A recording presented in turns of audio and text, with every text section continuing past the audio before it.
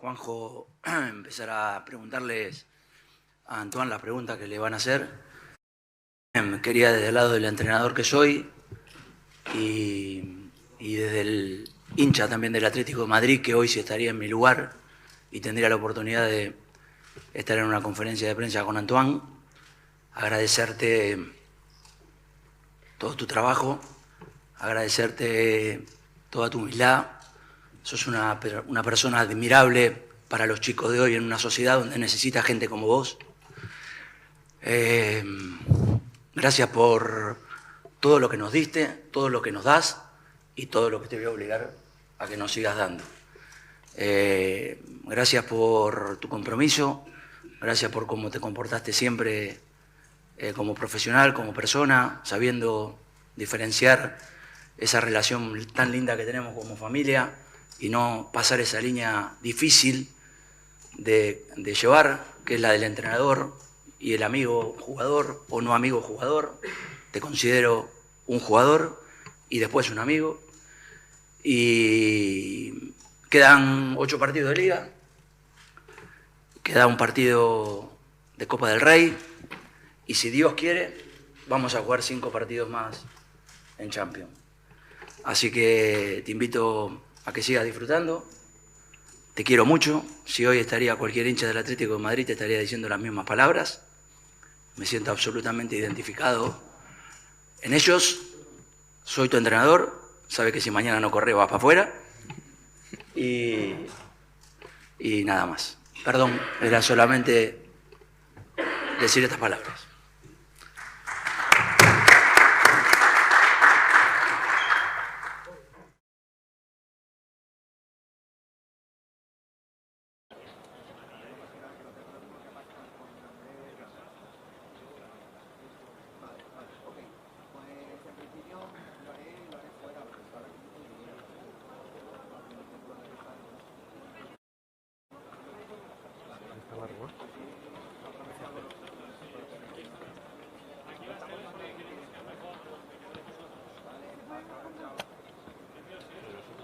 Avisa si están...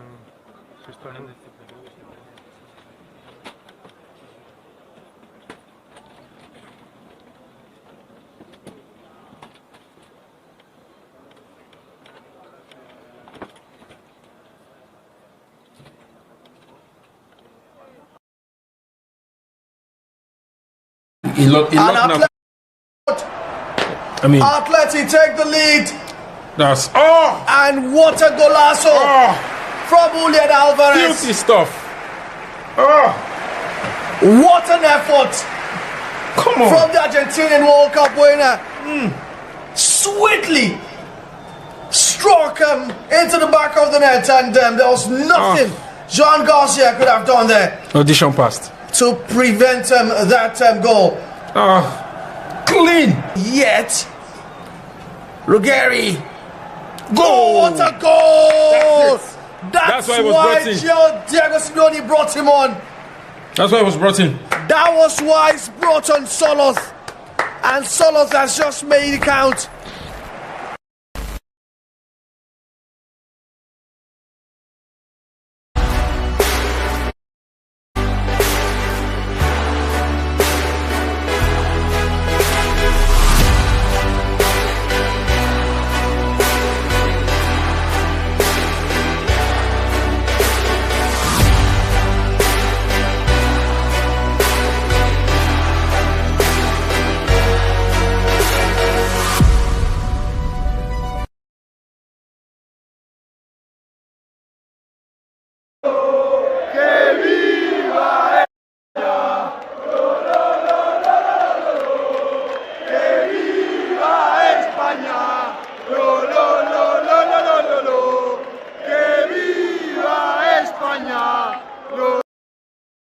Antes de Juanjo empezar a preguntarles a Antoine las preguntas que le van a hacer, quería desde el lado del entrenador que soy y desde el hincha también del Atlético de Madrid, que hoy sí estaría en mi lugar y tendría la oportunidad de estar en una conferencia de prensa con Antoine, agradecerte todo tu trabajo, agradecerte toda tu humildad.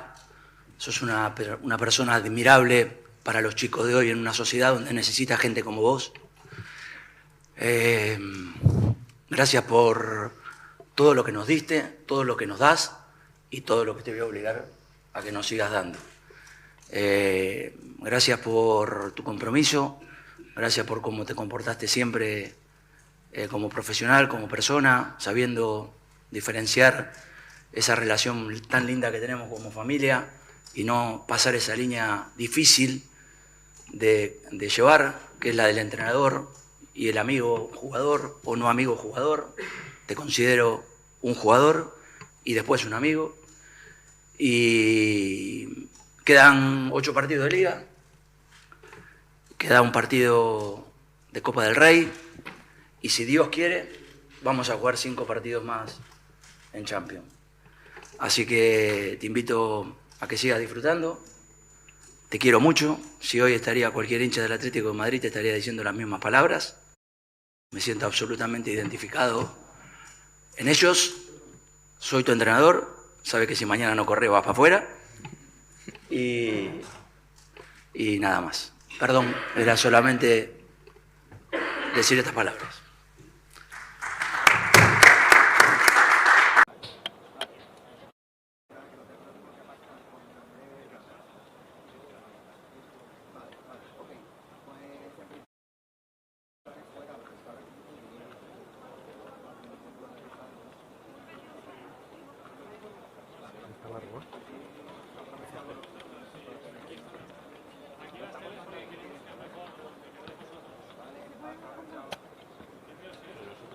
Avisa si están...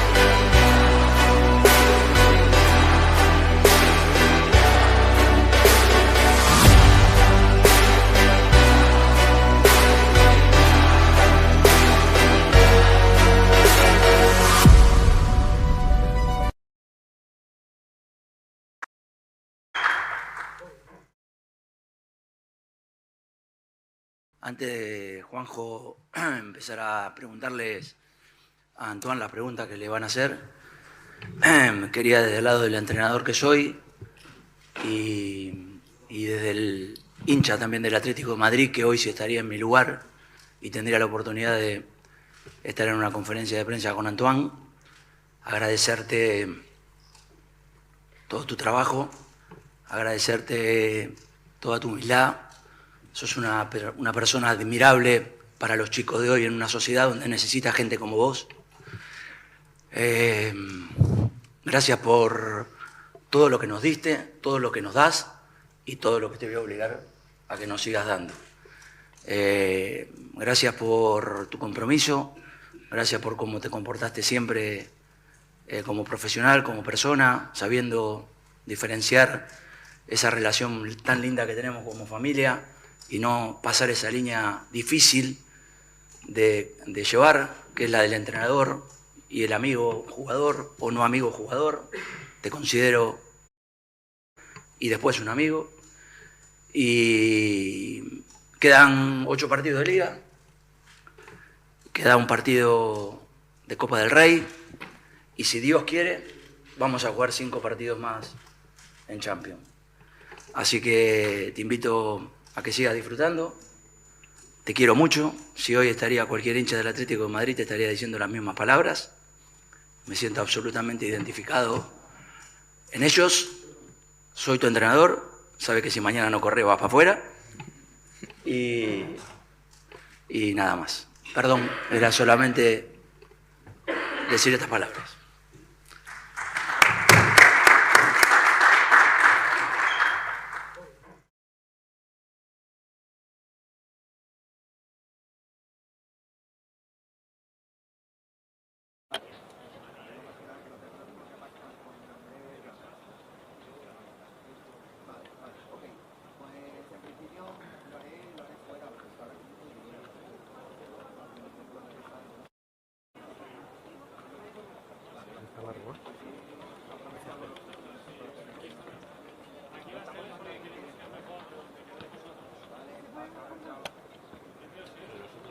Avisa si están...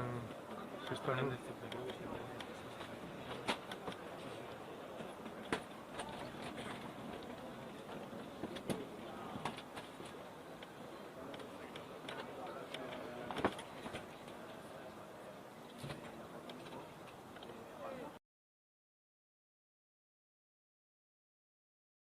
Empezar a preguntarle a Antoine las preguntas que le van a hacer. Quería desde el lado del entrenador que soy y desde el hincha también del Atlético de Madrid, que hoy sí estaría en mi lugar y tendría la oportunidad de estar en una conferencia de prensa con Antoine, agradecerte todo tu trabajo, agradecerte toda tu humildad. Sos una persona admirable para los chicos de hoy en una sociedad donde necesita gente como vos. Gracias por todo lo que nos diste, todo lo que nos das y todo lo que te voy a obligar a que nos sigas dando. Gracias por tu compromiso, gracias por cómo te comportaste siempre como profesional, como persona, sabiendo diferenciar esa relación tan linda que tenemos como familia y no pasar esa línea difícil de llevar, que es la del entrenador y el amigo jugador o no amigo jugador.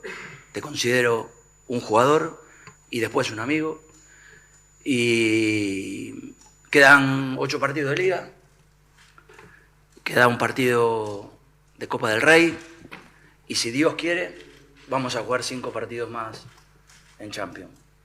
Así que te invito a que sigas disfrutando. Te quiero mucho. Si hoy estaría cualquier hincha del Atlético de Madrid te estaría diciendo las mismas palabras. Me siento absolutamente identificado en ellos. Soy tu entrenador. Sabe que si mañana no corre vas para afuera. Y nada más. Perdón, era solamente decir estas palabras.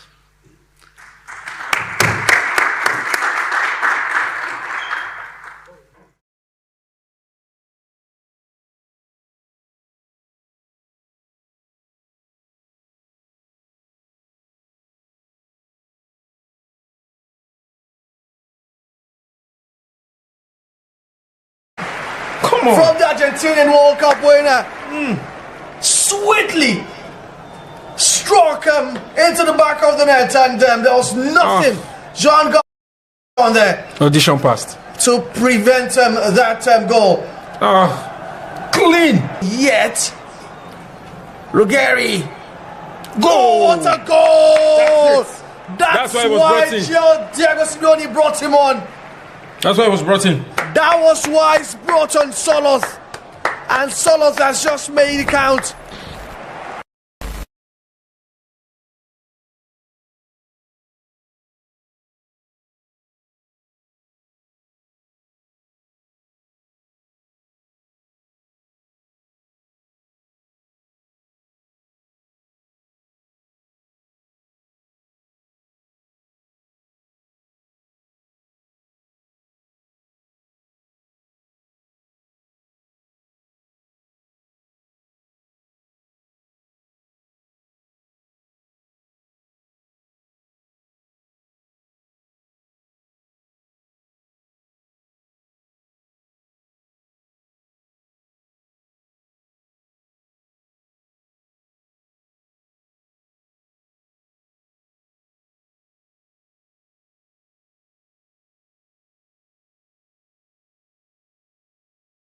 Hi guys, it's another beautiful day here at the VIVX Studios, Lagos. Yes, and I always like to say that this is the extension of whatever game that we are bringing to you live. And today we're coming to you live from Madrid. So this is the Lagos extension of Madrid. Welcome to our studios. My name is Sammy Bam. I'll be your host for today. It's the UEFA Champions League night. Big night of the UEFA Champions League, where the big boys continue to slug it out. We find out who goes through to the next round. It's getting more difficult. It's getting stiffer. Some people are getting the expected results. For the other, well, they would hope that they can get something working their own way. So our featured game for you today is going to be Atletico Madrid against Barcelona. Yes, Atletico Madrid against Barcelona, and we'll be bringing to you the description, analysis, and everything that you really should know about the game today. We'll take you through the game as well, as we always do on VIVX Sports. Please remember to hit the like button, subscribe as well, and also turn on the post notification button so that you get notified whenever we go live on all of our content, on all of our broadcasts. We bring you coverage from around the globe, from the Nigerian Premier Football League, Ghana as well, South Africa PSL. We go to the African Cup of Nations. We give you content from the Champions League, the Premier League. We have a big one coming up this weekend, Man City against Arsenal. So a lot we have lined up for you. But I'm going to be doing this alongside Timmy over here today. Hi, Timmy. I'm all right, Sam. Good to do this one with you. First time, I think I'll be on the set with you. Yeah, I think it should be our first time together. Yeah, first time. First time. It's good to be here. Champions League night. And you really talked about the heaviness for Barcelona. The big one for them is how they're going to score goals and not concede. I think that's the most important thing for Hansi Flick at this point in time. And for Atletico Madrid, who have done a very good job in the first leg, you've got to give it to them. Nobody saw that coming. Going to Camp Nou, getting 2 goals. That was an incredulous task that they just did for themselves. But hey, it's the second leg, and I always say that if there's anybody who can bottle any lead from this first leg, it's Atletico Madrid. If there's anybody who can also make a comeback, it has to be Barcelona. So it's an evenly poised game between these two. Hopefully we'll get loads of fun, and especially I hope that Ademola Lookman steps up and score goals. Ademola Lookman, the man with the name on everybody's lips at the moment. He scored twice against Barcelona since he joined Atletico, and certainly he's somebody that they will be looking forward to say, guy, they want to stop him, deliver the goal for us, and Barcelona be like, stop this guy. Just like Yamal was saying, hey, Simoni, give me one-on-one. Just give me one player on me. On me. let me show you what I'm made of. And I think that's what Ademola Lookman too will be hoping for, because one of the things Ademola is good at is taking on players, and I think he'll be able to do that in this game. Hopefully, Yamal too will be able to do that. But in all, I just want to enjoy the game. I want to see plenty of goals, plenty of attacking play, less drama, more football on the pitch. Less parking the bus because of Atletico. Well, I'm not somebody who goes against parking the bus. If you want to park the bus, do it, but just make sure it is fun. Like you don't start kicking legs, start trying to get players on stretchers and out for a long time. That's what I don't want. But I will not tell you not to park the bus. Just park the bus and play clean football. That's all I want. Well, clean football, and our phone lines as well are clean and ready for you as well. Remember, you can give us a call to share your opinion. What do you think the game is going to end in? Who is going to go through?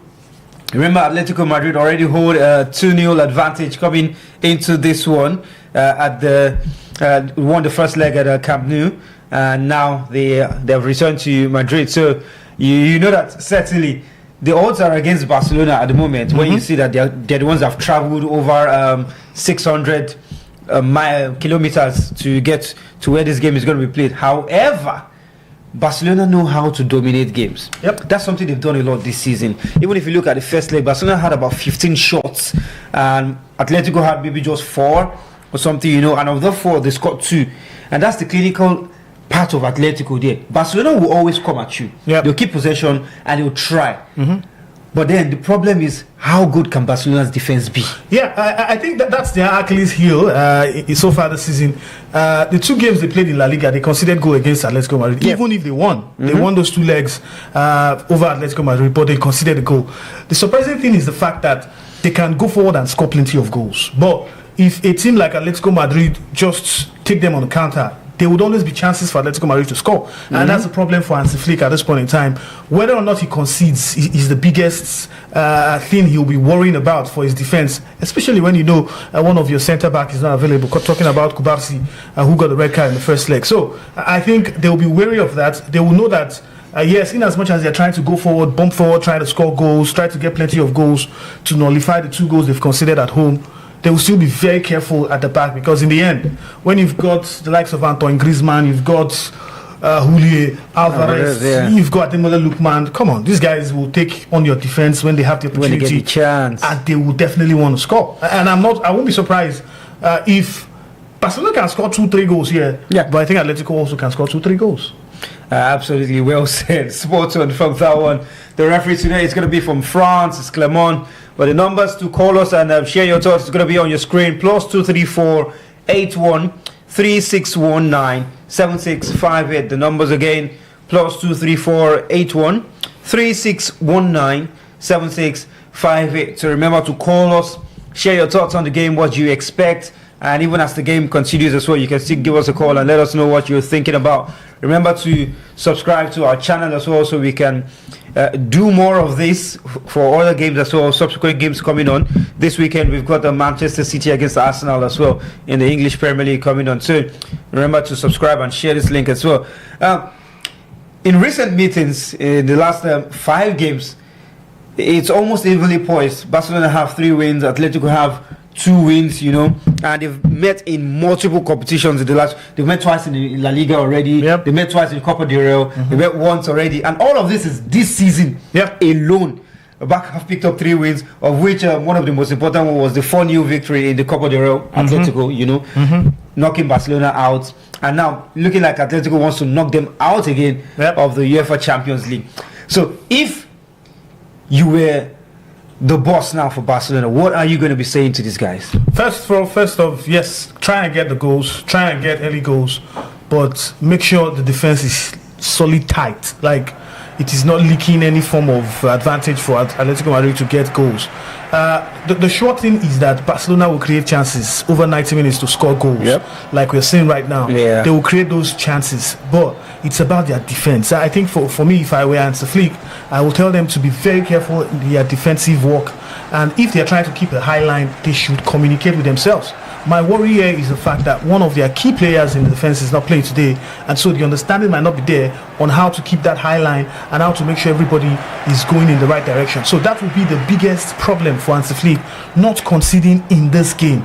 If he can do that in the first half, not concede, and maybe Barcelona score a goal, definitely they'll be looking at getting through over Atletico here. And let's not forget, no away goals the game. I was going to mention. I mean, 2-0 is 2-0 now. Yeah, so if Barcelona can get a 3-1, he can still go to extra time and they can still win it there. But hey, like I said earlier, it has to be that they defend very well. They defend solidly.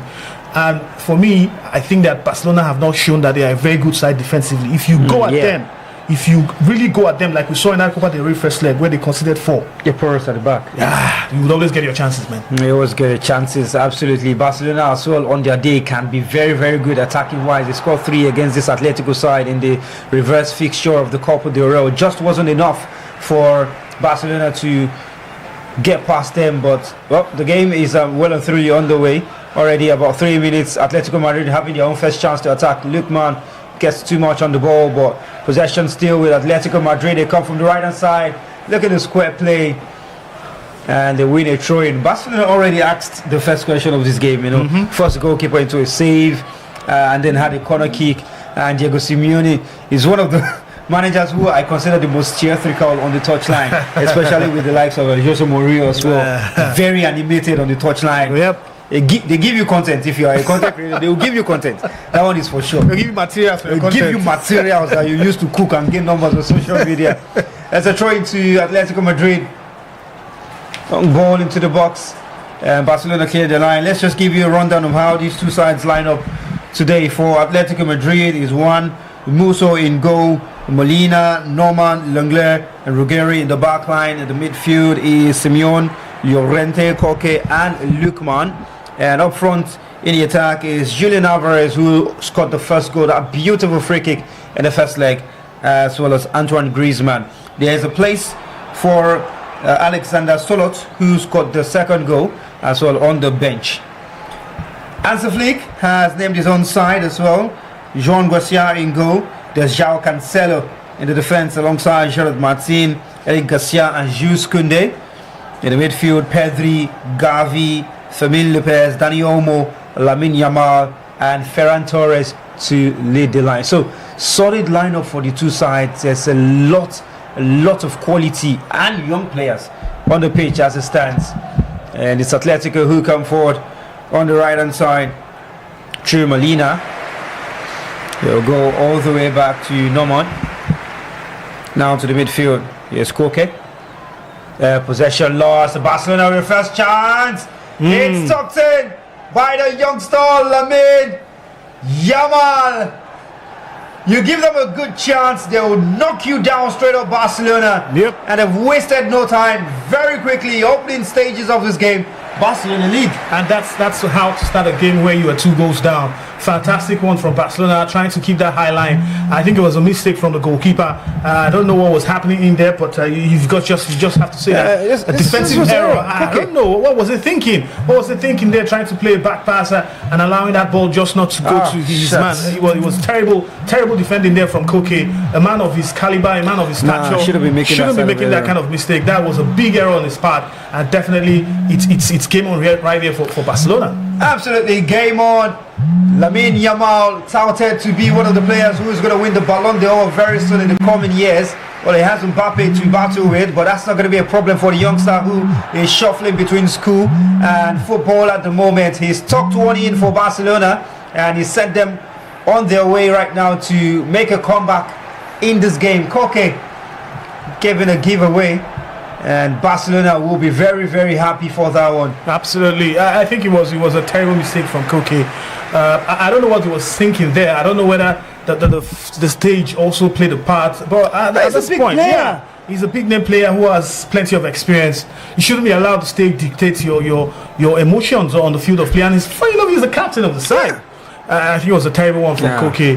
I hope he doesn't rue that mistake from his, because in the end, Barcelona will definitely want to get that second goal now. And getting the second goal, they come forward with Dani Olmo. Yamal. And they pass it gently at the back. Garcia to Martin. All the way to Cancelo. Looking for that passing behind the defense, but not let to go through by Molina. Head out of play for a throw-in to Barcelona, who want to quickly get on with it. Yep. And well, you can understand why, because if they can level in this first half, that changes the entire game. Absolutely, because in the end it's just 2 goals and now you have one up, and definitely just looking for the other one. So I think Barcelona will still pump more in attack, try to put that fire in attack, but I just feel that Simeone can allow his boys to control this game.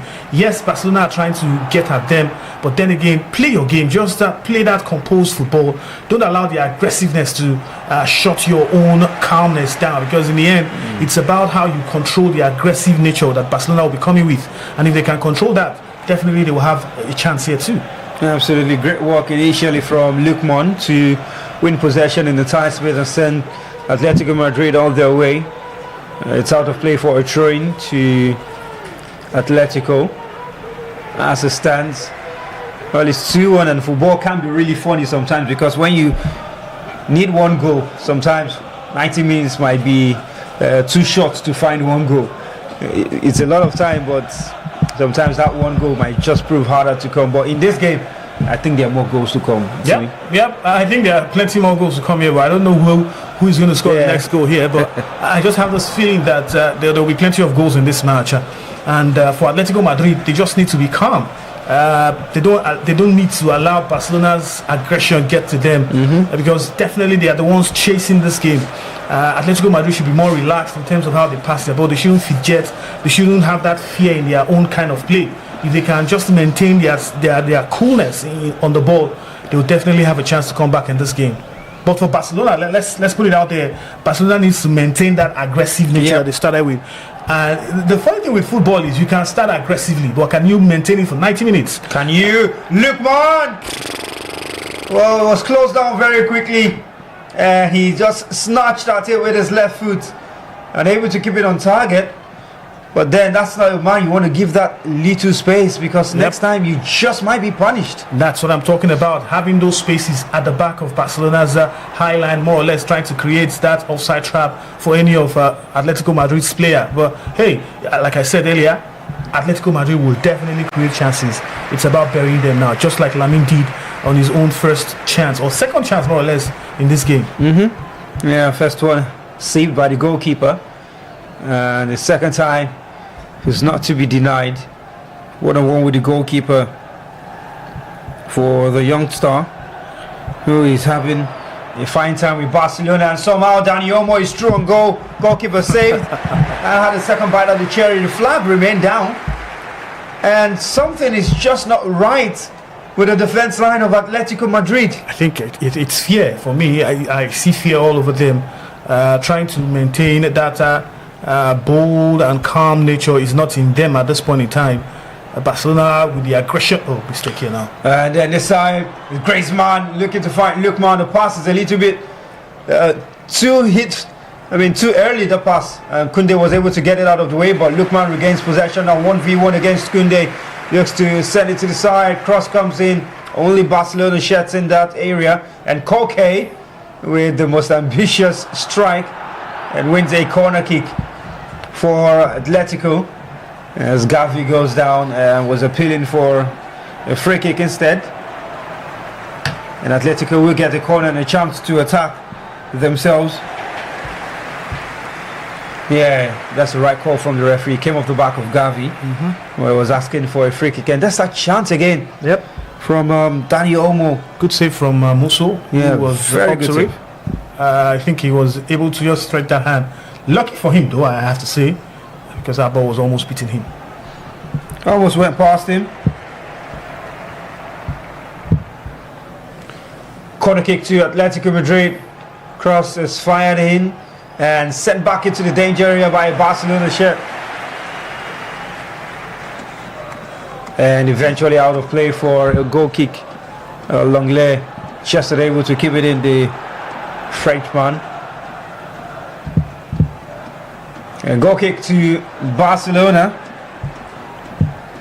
who will be enjoying the possession that they are having at the moment and happy that they have the lead, but will quickly want to regain possession. Remember, you can give us a call on the numbers on your screen, +234 81 3619 7658. Again, +234 81 3619 7658.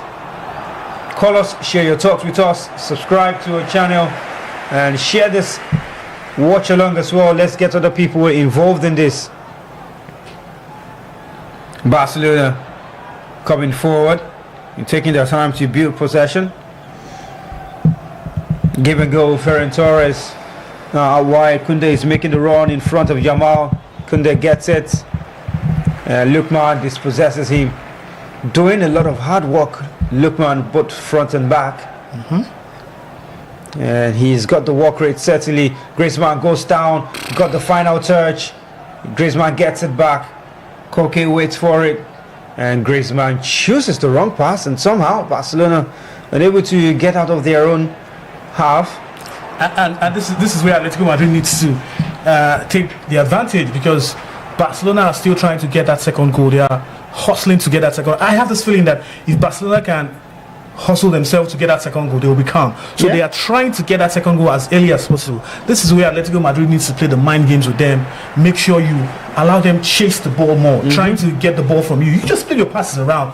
You don't. You are 2 goals up. You're still 2-1 up at this point in time. Just be relaxed. Play your passes. Let Barcelona chase the ball around and let the ball just do the working for you, instead of you trying to overwork yourself to make Barcelona get spaces and try to attack you on the counter, or more or less in very good formative front lines, getting goals against you, forcing you to make mistakes at the back. So I think for Atletico Madrid, they just need to be calm. They don't need to be too aggressive. They just need to play their game, because for Barcelona here, it's about that second goal now. They are looking for the second goal with zeal, and I just hope that Atletico Madrid won't crack at this point. Well, they're looking a little bit shaky whenever they are put under a little pressure at the back. But it's not like they've not got the quality to keep possession.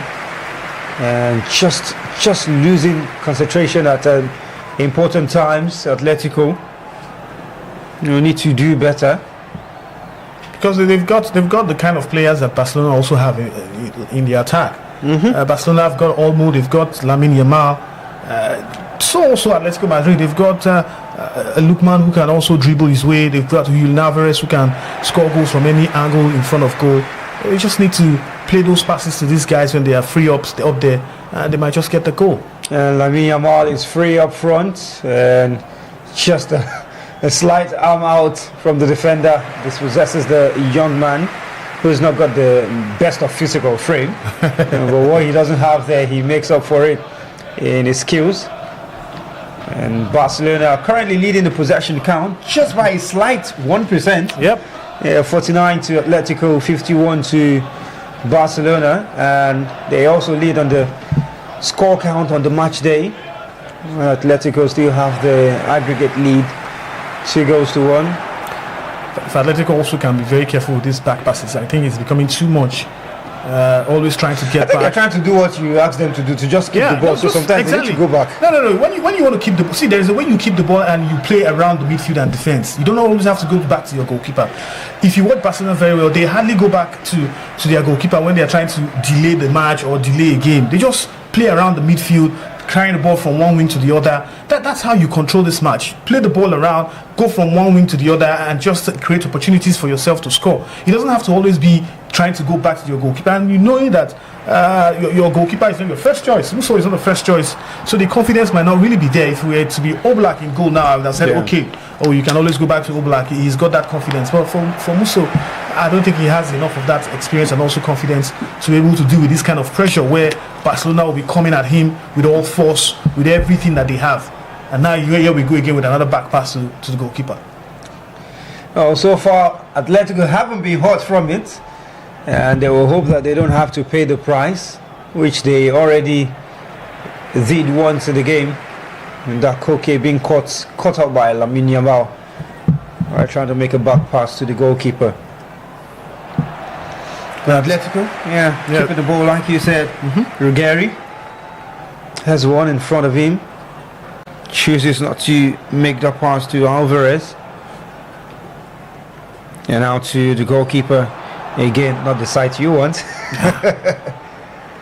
Is Russell? This guy is look at what he did with the ball. He kicks it out. This is what when you give the advantage to Barcelona to always get the ball back, you give them the confidence. That's what I'm trying to say here, because for me, don't go back to your goalkeeper, because once he doesn't have any options to give any pass to any of your nearest man, he wants to put the ball back to Barcelona. So instead of that, just play around. You can even decide, okay, let's even play the ball to the other side of the wing, to another player on the other side of the game, and just do your own thing, not trying to play with fear, because at this point, Atletico Madrid are playing like they're playing with fear because they've considered the first goal. Their captain has made a mistake, and everybody's like, hey, you made no sports for my hand, made no sports for my hand. All those kind of stuff. So they have to be confident with this game. If not, Barcelona will really trouble them and might just get that second goal sooner than later. Yeah, I do agree with you. There's a considerable amount of fear that is coming out from this Atletico Madrid side whenever they are in possession, especially from the defense to the midfield. Olmo, Koundé, Barcelona taking their time, now coming through that middle pass, cut out, and Atletico regain possession, playing it forward, looking for Lookman, who is unable to keep it in play, throwing out to Barcelona just past the halfway line. Yeah, that's a pass again. Good stop there. Very good stop, and very much needed. Really, yes, that one was already releasing Fermin on his way. Barcelona still in possession. We've had 18 minutes of action, and currently it's Atletico Madrid 0, Barcelona 1. Goal scored by Lamine Yamal. That's Yamal, good touch. Pedri, pass is caught out. Langlais,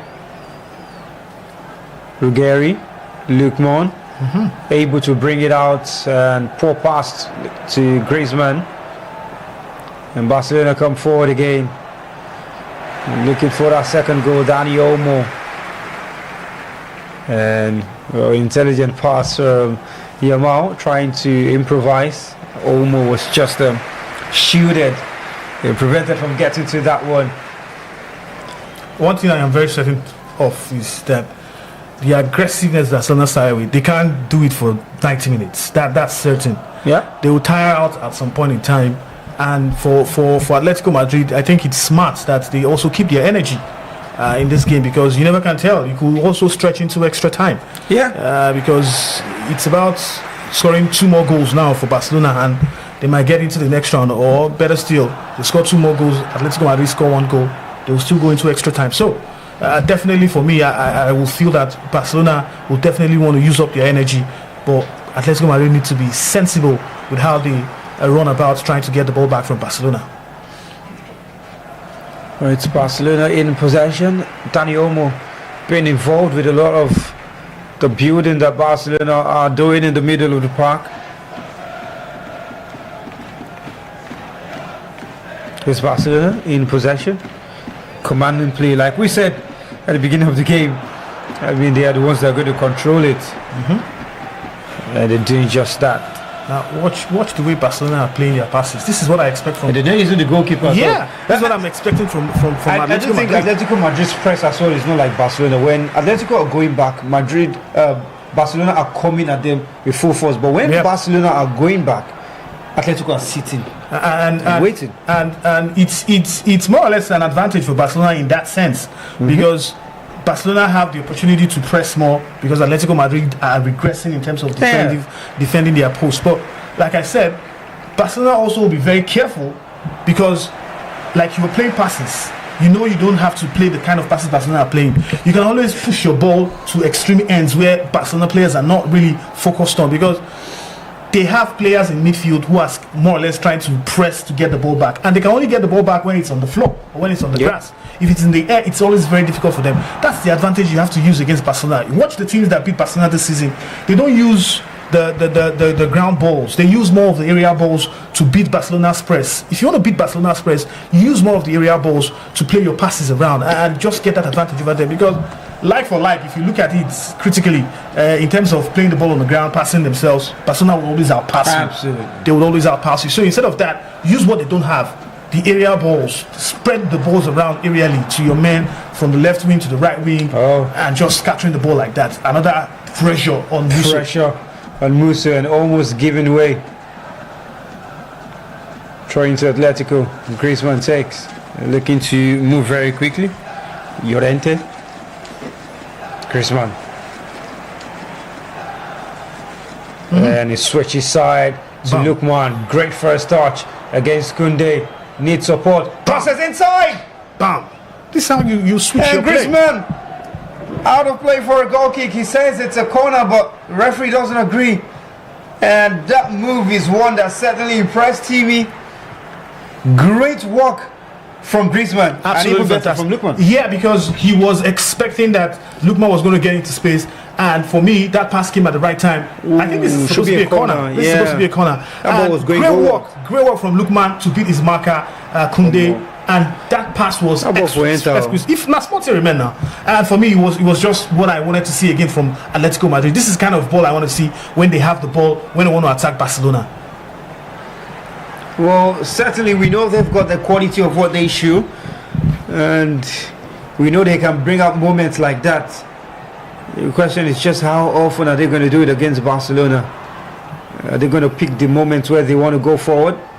Or are they going to just sit back and hope that Barcelona come out and forget how to defend? And it's Barcelona coming forward now. Great pace on the right hand side and good defending as well from Molina.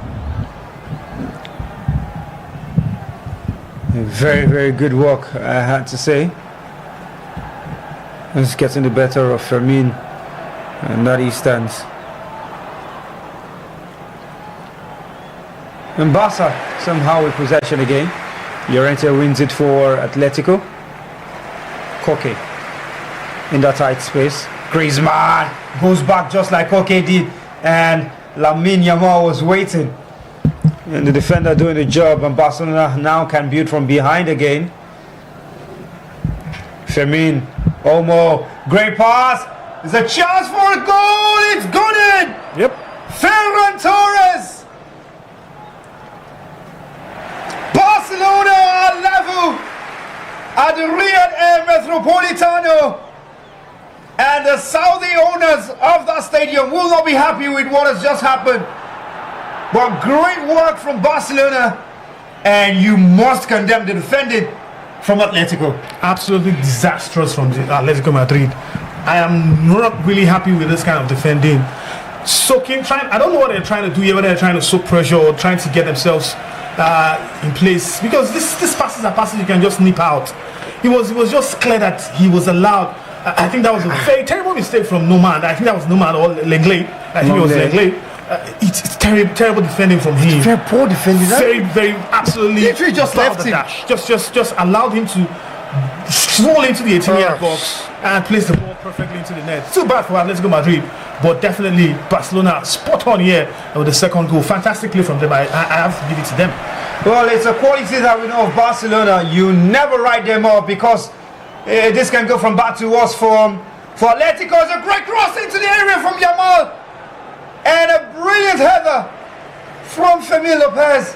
This is Goalkeeper saved, but he seemed to have had a collision with the goalkeeper in the process, and the referee just calls for the attention of it. Well, it's bleeding. Yeah, heavy one. It's bleeding. That collision on the nose is actually very heavy, but really poor defending from Atletico. They're open in pieces. It's terrible defending from them. I don't understand this kind of defense that they are putting up here. Shambolic for me, because spaces. Barcelona keep getting loads and loads of spaces. Ooh, that was his boots, man. Boots to the nose. Boot of the goalkeeper on his nose. That's a very terrible injury to the nose. Wow. Okay, that's really bad, man. I hope he's fine. Though. We hope he's fine. We really do hope he's fine. The metal studs, that kind of close range. I'm glad it's not life-threatening, and the looks from the players give a little bit of clue. And Barcelona, well, the fans watching at the Camp Nou will be very happy with what's going on here at the Metropolitano.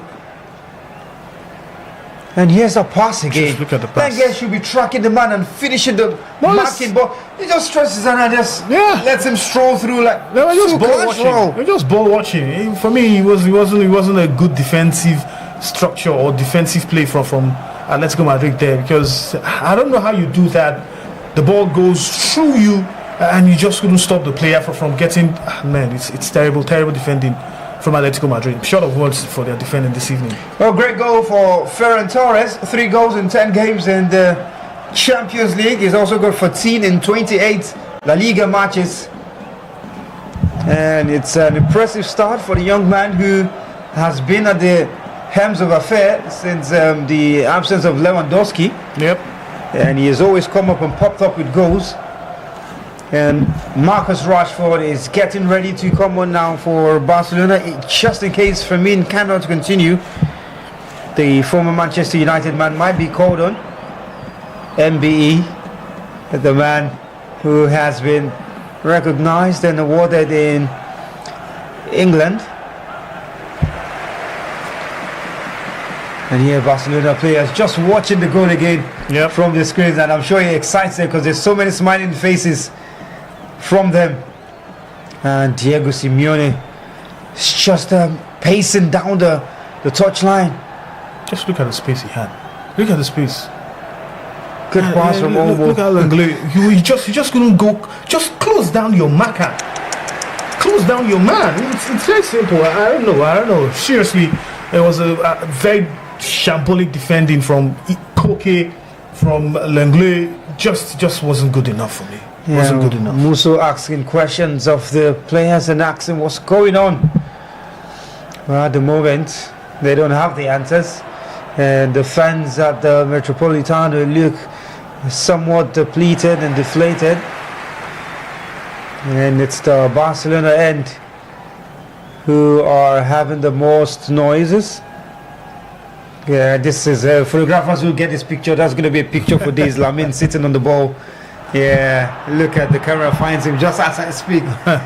Yeah, it's a picture for days, man. These are beauty shots. The director they always love to. You will see it on social media tomorrow. Yeah, not. In fact, this night. Even if they don't qualify, Absolutely. Come on, sir. And that's the checking of the offside. Yeah, very, very clear onside from Ferran Torres. Good finish from him as well. Hits it high away from Musso. And it's I hope Fermin Lepuz is fine. I just hope he's good enough to continue this game, because it would be a shame for him to go out at this point in time when Barcelona are mounting pressure. It's also going to be a chance for him to get his own goal. Well,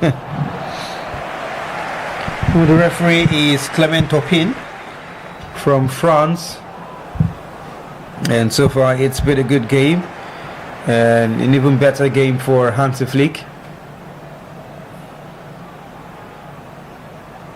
And that was Barcelona almost having a clear-sighted goal again.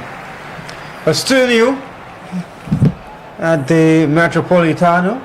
Now this is where Barcelona's game plan will now kick into gear. Oh, absolutely. They become more dangerous now. Yeah, because now what they just need to do is conserve energy. Yeah. Just conserve energy for the rest of this half.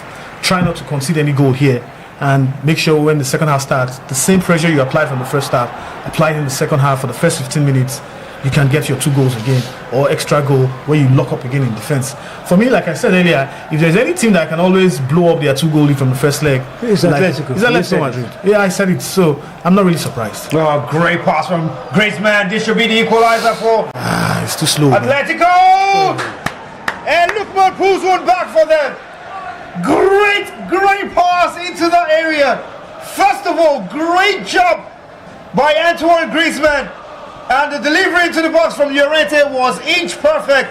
And Ademola Lookman, he loves to play Barcelona, all right. Yep, absolutely fantastic goal, getting into space. I was thinking Llorente was taking too much time to play in that pass. Yeah, I thought so. But hey, that's why he's a professional player, and I'm just a professional analyst and commentator here. But hey, I think it was a good one from Atletico Madrid, the kind of play you expect to see from them right from the get-go, making sure you get those chances, create space for yourself, having that opportunity to be able to get in Barcelona's high-line defense, and that's what they did here. Good pass from Llorente, well weighted. I think Ademola Lookman was onside. There was no question about whether he was in front of that ball. He was behind the ball. And fantastic positioning from the former African Player of the Year, who just nips that one into the back of the net for Atletico Madrid's 1 goal in this game, which will make them happy, by the way. Well, Ademola Lookman is showing us that performance that he provided in 2024 that led him into the African Player of the Year award.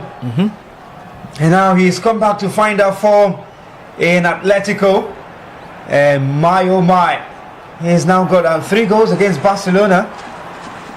And he's going to want to face Barcelona almost every time. And now that's where the danger is for Barcelona, because Atletico now go back in front. Yep. At this point, Atletico Madrid will be having the confidence, but I think the confidence needs to show in their defensive play. I wanted a certain both sides don't have the best of defenses on display. And it's all about which attack can take the most advantage. And so far Barcelona have done that twice. And Atletico found that space one. If you see, if we get to see the goal again, I think you appreciate Griezmann's work in that goal. That pass literally opened up everything from the midfield. Just one touch. Yeah, absolutely. The quality was absolutely enormous. It was an incisive pass from Antoine Griezmann. Fantastic player. Atletico Madrid will be missing because he's going off to Orlando City, I think, at the end of the season. He's done his beats for both clubs. He played for Barcelona, played for Atletico Madrid to the highest level. The painful thing is, having played for these 2 teams, he hasn't won La Liga. He didn't win La Liga with any of these clubs.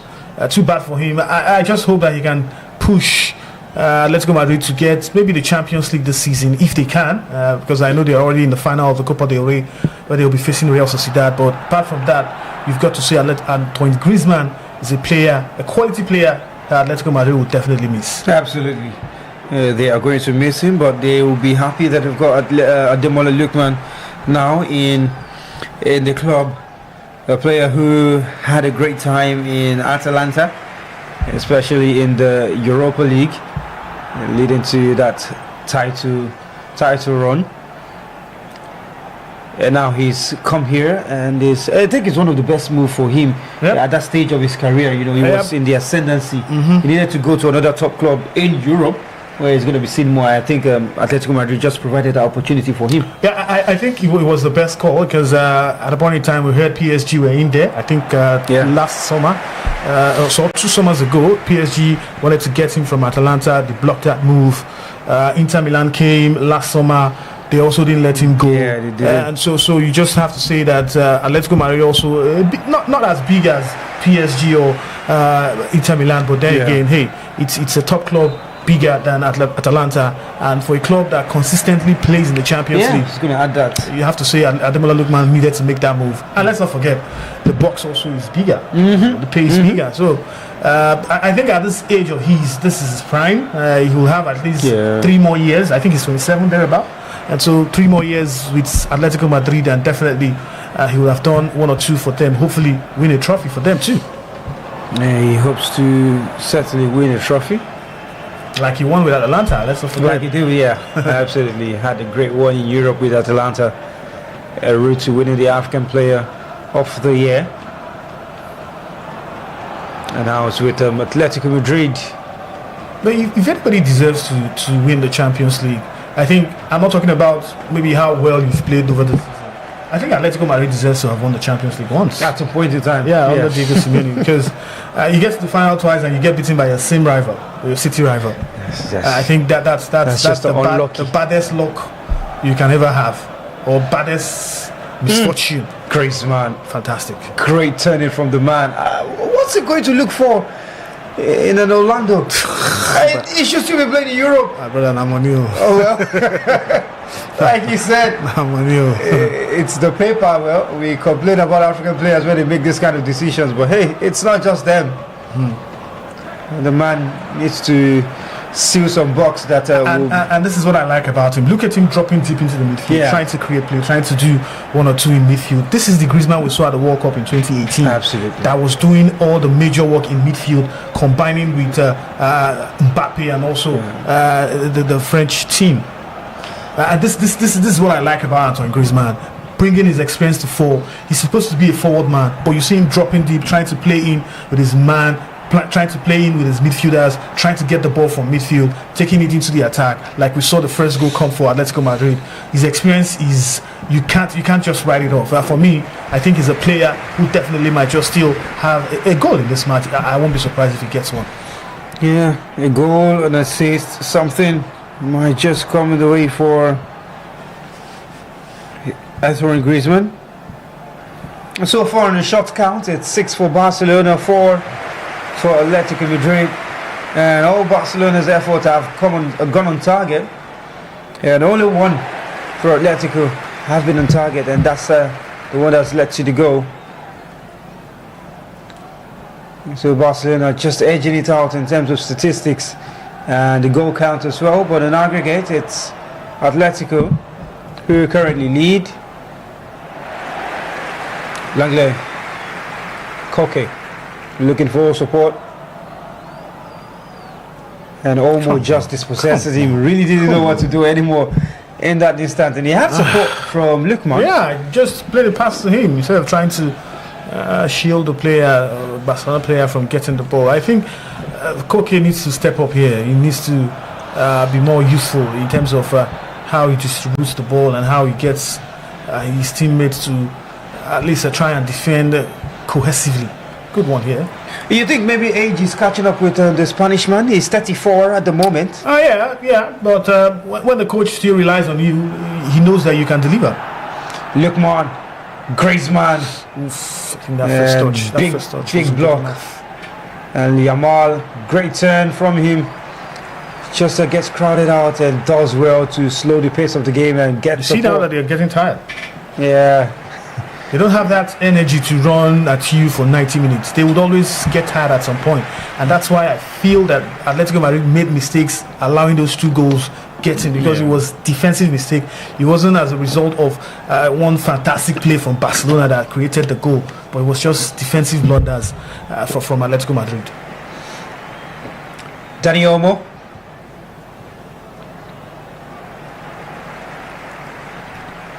Now so far, Firmino has been fine, hasn't been substituted.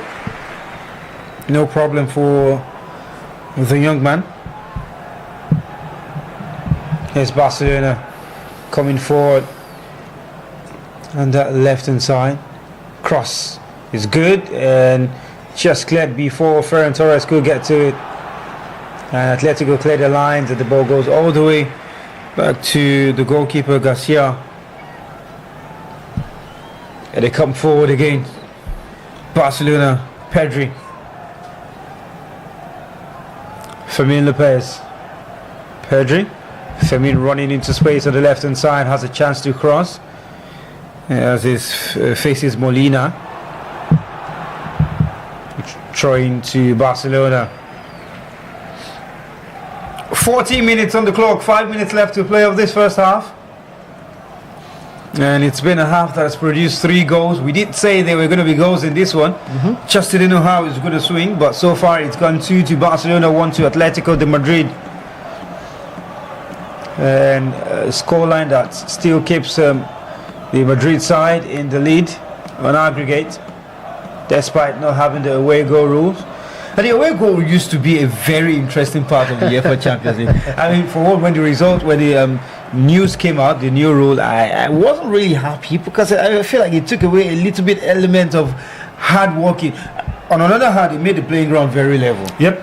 But it's something that we somehow have gotten accustomed to, and it was just something there. You score away from home, you felt like you got gold. Yeah, it was an advantage for. Is that a penalty? No, the referee has not called it. It was more or less an advantage for those teams that get plenty of away goals. I think it was encouraged by UEFA then, so that teams could go away and try to get a goal, try to play attacking football. I think the idea then was, hey, away teams, maybe they were playing too many defensive ways, so they needed to spice things up. And spice things up, TV. Yeah, you have to give it to them. They're really stepping up to get that third goal right now. But like we were saying about the away goal rules and the stuff like that was yanked off from UEFA, I think it was necessary at this point because they looked at the metric, they looked at what has been happening in recent years. They're no longer seeing the vibes where away teams now want to score plenty of goals. They were still believing that, hey, if we come home, we can always score plenty of goals. I remember the 2003 UEFA Champions League between Deportivo La Coruna and AC Milan. I think AC Milan won that first leg 4-1 in San Siro. When they came back to Spain, Deportivo beat them by 4-0 qualifying. So the away goals rule then played a part in that aspect. But when you look at it critically again, does it encourage away teams to really attack on all fronts? I think UEFA looked at it and said, hey, it's not adding up here. Let's just cancel it. Because in the end, for me, I feel it's not even right that I go away from home, I score 1 goal, and you count it for 2 goals. Then I come to my home, you count it for 1 goal. No, it's not fair. Come on, it's not even fair. Yeah, you probably said the rule had done its job back in the day. Now football has changed, and some things just needed to change. I think the playing ground being very level is something to be encouraged. As Lamine Yamal comes into the box, cross is good. Atletico Madrid players clearing your lines and looking for support, and that's Koki opening his hands again. They should give this man support too, because I don't think he can stay too long with the ball. I think one of the things that is really or clearly not in advantage for Koke is the fact that he can no longer run with those legs. Yeah, so he's looking for the nearest support, the nearest man he can give the ball. He doesn't have that legs to take that run, to take that ball on the run, and that's where the problem is for Koke. I saw something similar in the Nigerian Premier Football League over the weekend. Produce City played against Kano Pillars here in Lagos. Ahmed Musa started that game. He plays with Kano Pillars. Yep. But the problem was, anytime Musa got the ball, he's not running anywhere. Yeah. Wherever he is, he gets the ball, he's looking up to where he's going to play the pass to. Baba don't age now. He can't run those legs. He can't run, especially against that kind of youthful side. I watched him all through the 90 minutes when they lost that game by 3-0. He couldn't run anywhere. The moment the ball gets to him on the flank, if a player is coming, he will just find a way to cut back and look for him to give the pass to. Baba don't run, and to know that one of his greatest assets was taking those runs. Yeah. It tells you that no matter how fast you are, like you want to claim to be, that age will always catch up with you, and that's what is catching up with Musa and also Koke. And Koke, who is 34, and then there's Ahmed Musa as well, who is 33. So both of them in the same range. You can tell. Final minutes of the first half. We are yet to see what the stoppages will be. It's a corner kick to Barcelona. And Atletico need to defend very well and take the scoreline this way into the halftime. Barcelona would like to have another goal, but that corner kick from Fermin Lopez, That was a wayward one, man. to no one in particular, out of play for a goal kick, which is something that will excite Simeone and his lads. I still expect goals, Yeah, I do. I expect goals, like I said earlier on the show this evening before coming here, I said that I was anticipating a score draw, and I won't be surprised if this match ends in a 3-3 draw or a 2-2 draw or even a 4-4 draw. Yeah, I was going to say high score draw because these guys really want to score goals. Barcelona know that they need to cancel those 2 goals. yeah, And for me, they've done the human's job in the first 20 minutes, getting those 2 goals. But the problem here now is, hey, Atletico Madrid also want to score. They know that, hey, we have a 2-goal cushion. All we just need to do is, if they score one, we score one. If they score another one, we score another one. So at this point in time, they will be very relaxed to get more goals here, to level things up and just get the tie done with in 90 minutes. well, Atletico maybe did not start very well, but they've woken up as well. While still allowing Barcelona to hold a giant share of possession, they just know how to pick their moments to go forward. But yes, Barcelona coming forward now, too heavy the pass for Fermin Lopez, and out of play for a goal kick, which they are protested. I just saw something that made me laugh, because see the way this guy's face has he almost didn't look as if he had any injury on his face, the way they just plastered him and everything. Yeah. If you come to some No good there. No good there.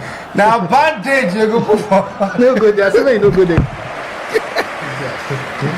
4 minutes additional time You won't call your party on left. added into the first half of this game. In Barcelona still looking for a goal that puts them level on aggregate. Here's Lookman against Koundé. He's had a fair share of joy so far on that side against the Frenchman.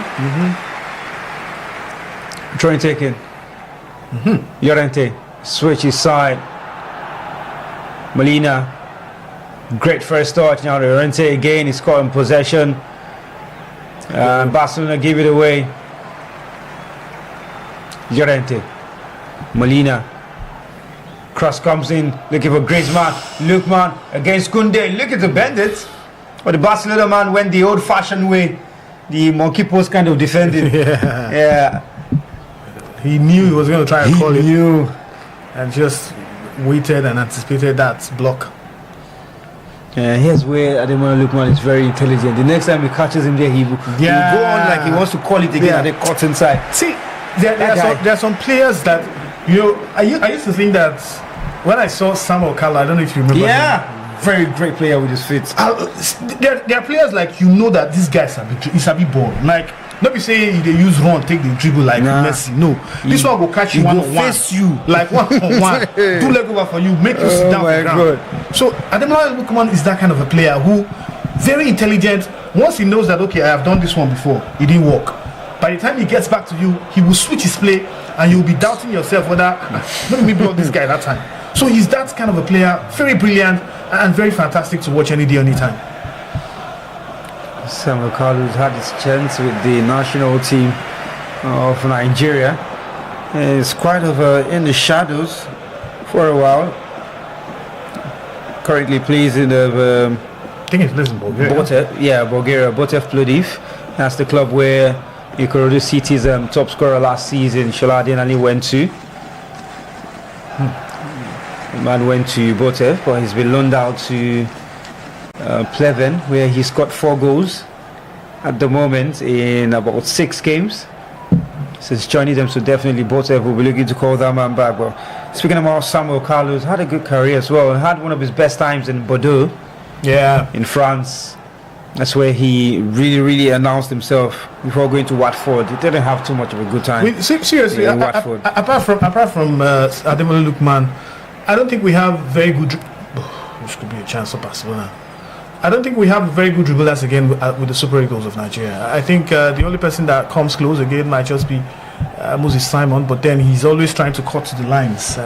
It's very productive still, but there's a Chidera Ejuke who has not really lived up to Ejuke has not lived up. Yeah, that's my own team with Ejuke. I would have wanted him to do more for the Super Eagles, but he's not lived up to that billing, because the essence of you dribbling is for you to create space for yourself and score goals. And that's the problem I also have with Samuel Chukwueze, who tends to dribble a lot, try to take on players, but then your finishing product has to also be in sync with your dribbling skills. And that's what Ademola Lookman brings to any team. His dribbling skills matches his goal scoring form, and that's what we want to see.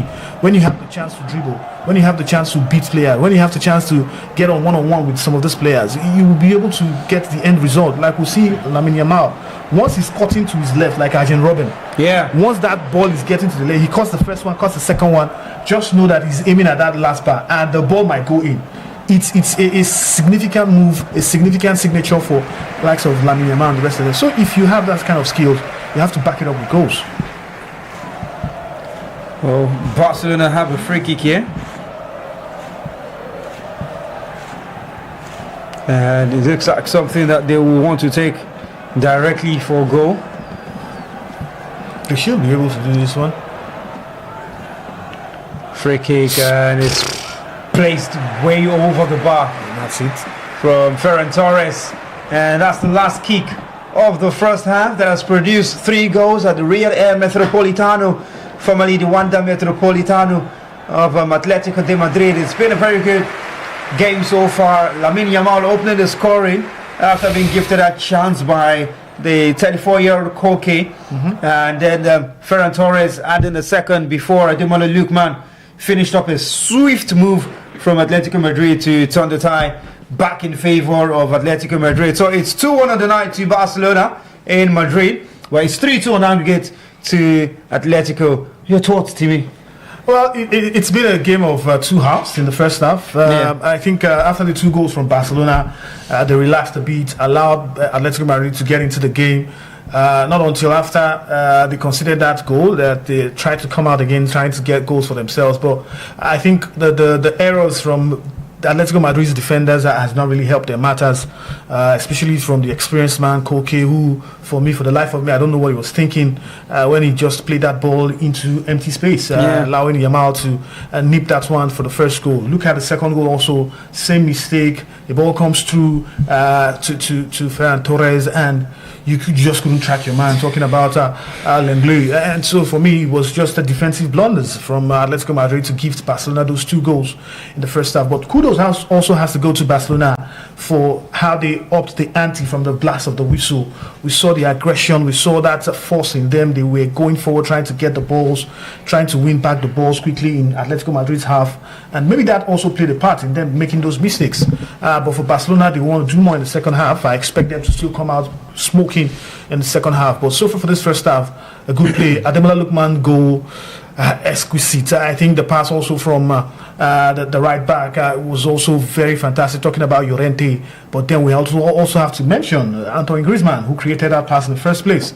And so for Atletico Madrid, they look like a team who can also hurt Barcelona in that when they have the chances, they can score goals. So they'll be looking at themselves and saying, hey, if we can just steady ourselves at the back line, if we can just make sure we don't make mistakes, don't give them spaces at the back line and create chances for ourselves, we can level things up in the second half and just qualify for the semi-finals. Absolutely, they can get into the next round of the competition, because for Hansi Flick, the German, his side have started well. They did start well in this game, and they know that it's something that they can overturn. 2-0 is not a big scoreline to overturn, really. It's not. Especially the UEFA Champions League, where crazy things happen. And if you remember that Barcelona have also done this before, but only that they had to do the comeback at the Camp Nou against PSG. But let's also forget that they also lost their own 3-0 against Liverpool in 2019 when they scored 3 goals at Camp Nou and lost it at Anfield. So it's a come-see come-sa kind of thing for this kind of prediction where maybe you score plenty of goals. Let's not even forget about Atletico Madrid almost lost the Copa del Rey too. Yeah, they scored 4 in the first 4 leg, and lost 3 in the second leg. So it's neither here nor there if you score goals. It's about how well you defend in the second leg and make sure you don't open up for an unnecessary comebacks. Unnecessary comebacks is what Atletico Madrid will be hoping that they don't get today. They don't face today because they are 1 leg into the semi-finals as it stands. Because it's getting very narrow now. The other games that we still have to look out for. Speaking about Liverpool and Paris Saint-Germain, which the other game it's goalless at halftime. And the game that Paris Saint-Germain took in the first leg in France, 2-0. Same scoreline that Atletico Madrid went back past Barcelona. But from that game, it's goalless at halftime. Arne Slot needs to do something for Liverpool. But PSG are very hot at the moment. I don't think that's going to happen. I think you have to give credit to PSG. You have to give credit to Luis Enrique. What he's done with PSG is fantastic. It's commendable. PSG had loads and loads of coaches who couldn't deliver the Champions League for them. I can start counting of likes of Unai Emery, Thomas Tuchel, Carlo Ancelotti. They had so many coaches who just couldn't deliver the Champions League for them, and now we are seeing a Luis Enrique side that is Mbappe-less. Yes, and they are doing very well for themselves. I think you have to give credit to what he's done with this PSG side. The ability he's giving to the likes of Kiwichak or Skylia. Talk about Desiree Doué. Talk about Ousmane Dembele, who is now more committed to playing football. You and I know the Ousmane Dembele, who was at Barcelona. He was just might just play ball anyhow. Comes late. It's not always serious. Had to go to PSG, still repeating the same thing. But now he looks like a very decent player who has now won the Ballon d'Or, knows what it means to be on the business end of football. And you have to give them credit. Let's not forget Vitinha also in midfield. Fantastic players they've got. I don't see any way Liverpool will get past them. Yes, Liverpool might try. But hey, if they score one there, I believe PSG will definitely score 2. So, and the Slot, I think he'll be looking at himself and saying he just didn't get this right from the first leg. Well, they didn't get it right in the first leg, most certainly, and even now in the second leg, it's going to be more difficult because PSG looking to defend their Champions League crown. Yep. They don't really slip up too much now in the Champions League. They've had a history of coming close too many times. Yep. Looking for that first Champions League title, which they eventually got. But now that they are there with the quality that they have, and to have done it without the periods where they had the Mbappe, and all the other big players that have gone there. Now they have a more committed squad. I don't think this is a period where Liverpool are going to get past them. You look at the time when Chelsea got one better over them in the Club World Cup final. The next time they met, they jump on. Chelsea tell story. No. See, Sam. The truth of the matter is, I think it's not about what you did the last time. Yep. It's about what you're doing now.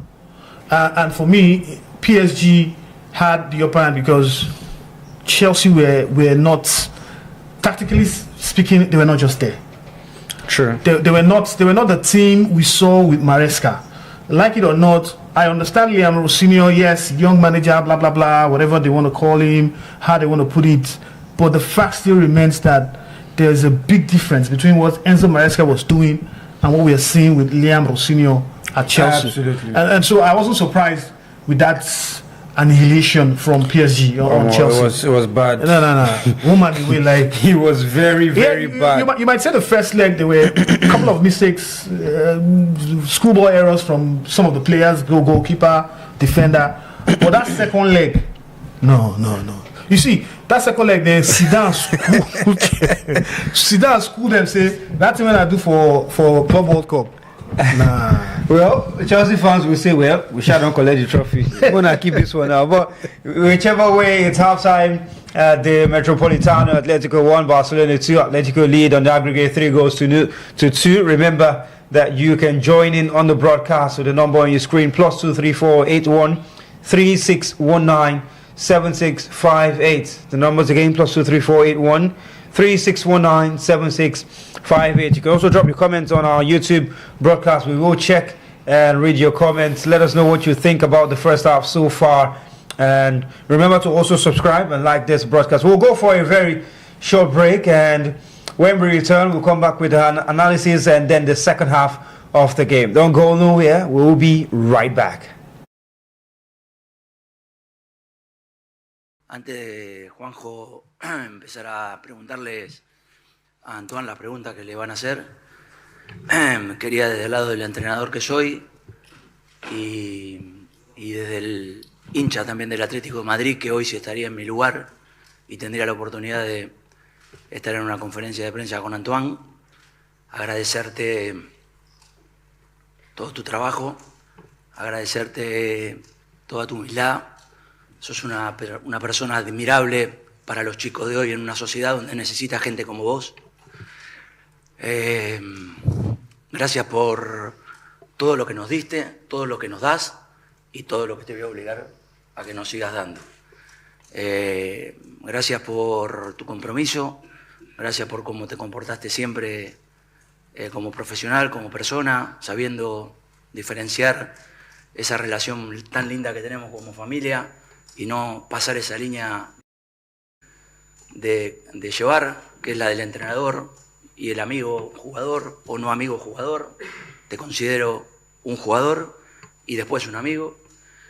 Y quedan 8 partidos de liga, queda un partido de Copa del Rey y si Dios quiere vamos a jugar 5 partidos más en Champions. Así que te invito a que sigas disfrutando. Te quiero mucho. Si hoy estaría cualquier hincha del Atlético de Madrid te estaría diciendo las mismas palabras. Me siento absolutamente identificado en ellos. Soy tu entrenador. Sabe que si mañana no corre vas para afuera. Y nada más. Perdón, era solamente decir estas palabras.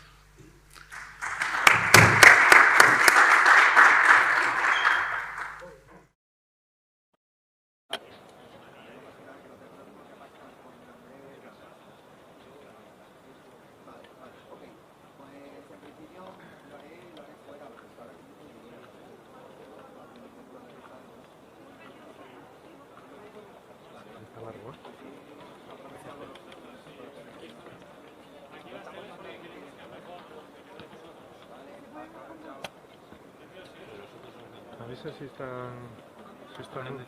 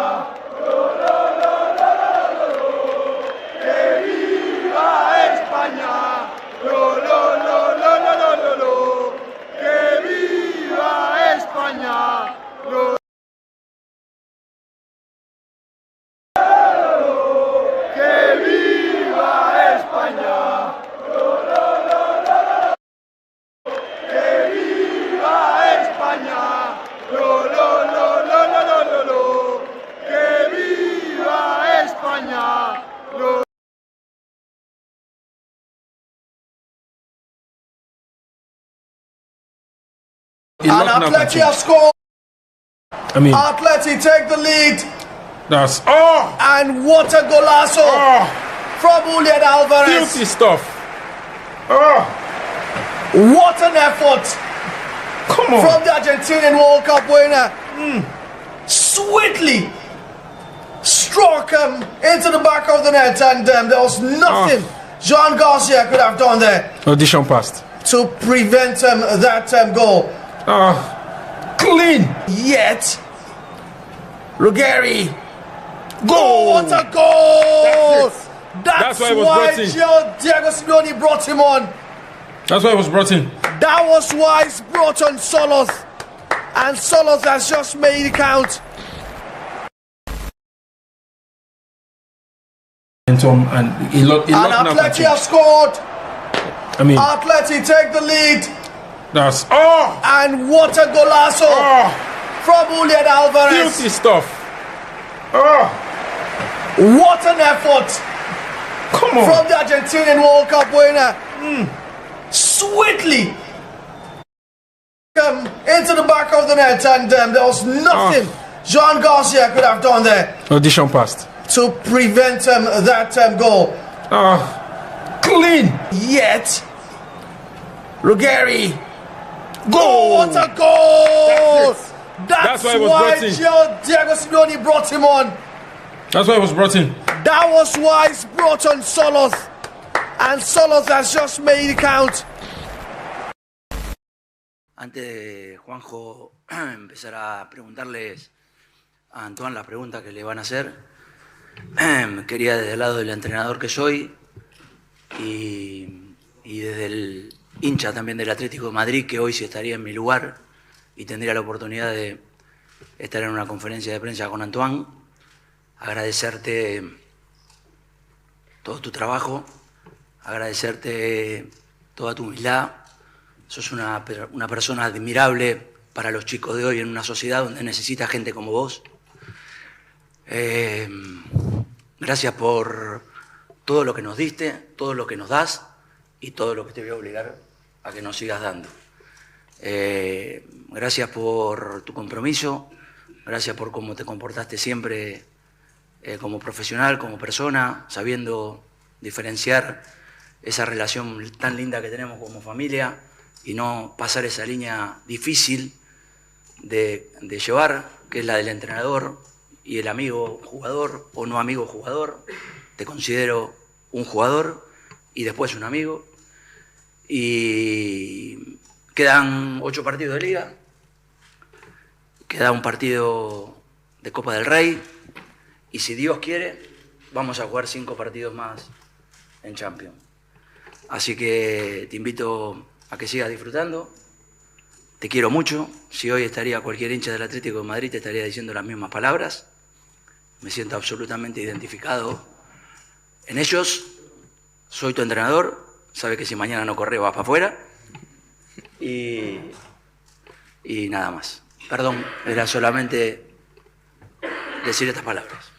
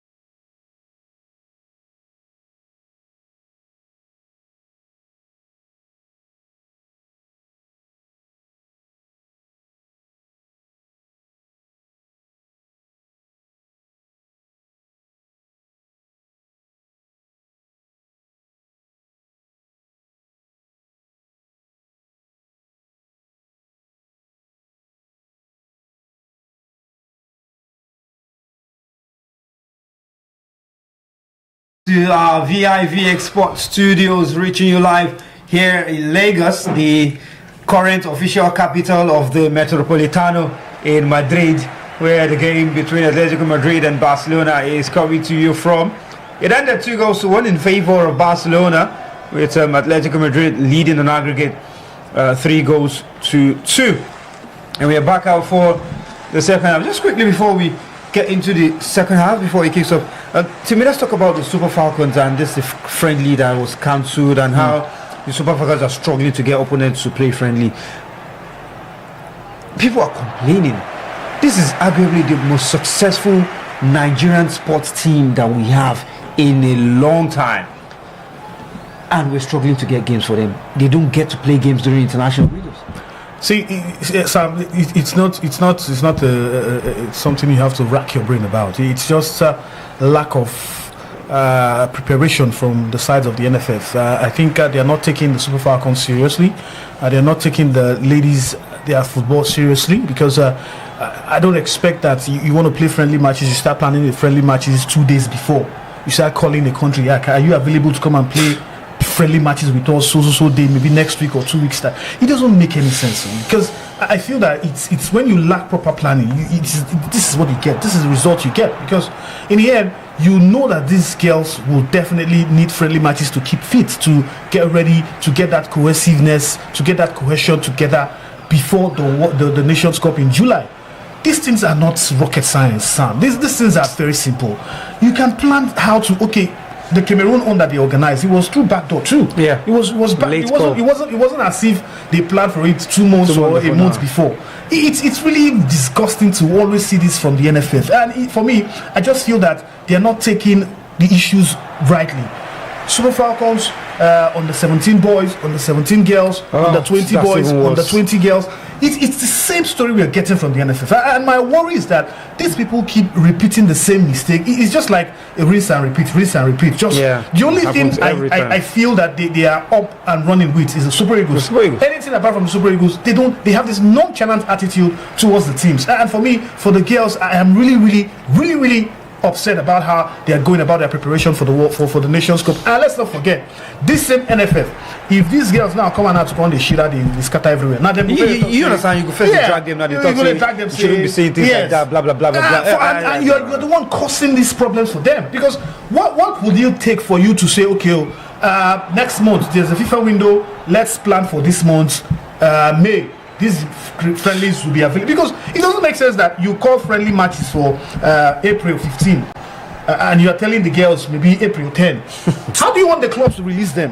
Or are they playing for Robo Queens, or are they all playing for Robo Queens or Rivers Angels? When you tell Rivers Angels, release players. It doesn't make any sense for me. It doesn't make any sense. And I just hope that now that we are having elections, maybe we'll have a sensible or a competent NFF executive committee or executive whatever they want to call themselves, from the presidency to the vice president and the rest of them. Because for me, the man at the helm of affair at this point in time has failed us woefully. We didn't go to the World Cup. The Super Eagles didn't go to the World Cup. The Super Falcons that are supposed to be well catered for, they are not getting that for themselves.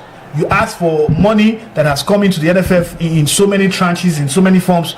Accountability cannot be said of this same NFF. So it's really sad. The painful thing is that now the girls did the receiving end, and that's a pity for me, for them. I hope that Naji Ibrahim Gusau, the current NFF president, who have some rethink as the year continues to go. I mean, he's trying to come back. You know now. In this country, it is well. Well, back into the game. It's no goals, no chances here, and Lewandowski seems like he's going to be a late introduction into the game as he begins to get warmed up now alongside Marcus Rashford, who didn't replace Fermin Lopez earlier on. I think Barcelona will need new ideas as the game wears on. They will definitely be wanting some new inspiration from some players from the bench. Talking about Lewandowski, he's also very experienced in this kind of competition. He can bring in some new energy into the team. Let's not forget there's also Marcus Rashford in there who can also deliver some good football for them. He's got so many assists this season too for Barcelona.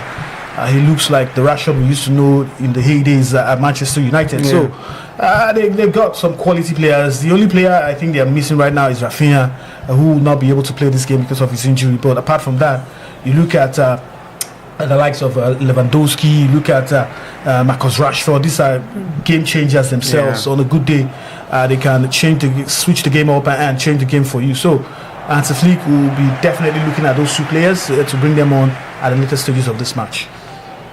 You've also got Frankie de Jong in the midfield, who can spice things up for them should they need to take out maybe Dani Olmo or Pedri, Gavi, any of them who is currently in the midfield. And they've got quality on the bench, Barcelona, and Simeone will also believe that he's got one or two he can call on. Salot is still on the bench. Here's Barcelona in possession. Olmo has Kondo to his right, doesn't make use of him, goes all the way back to the goalkeeper Garcia.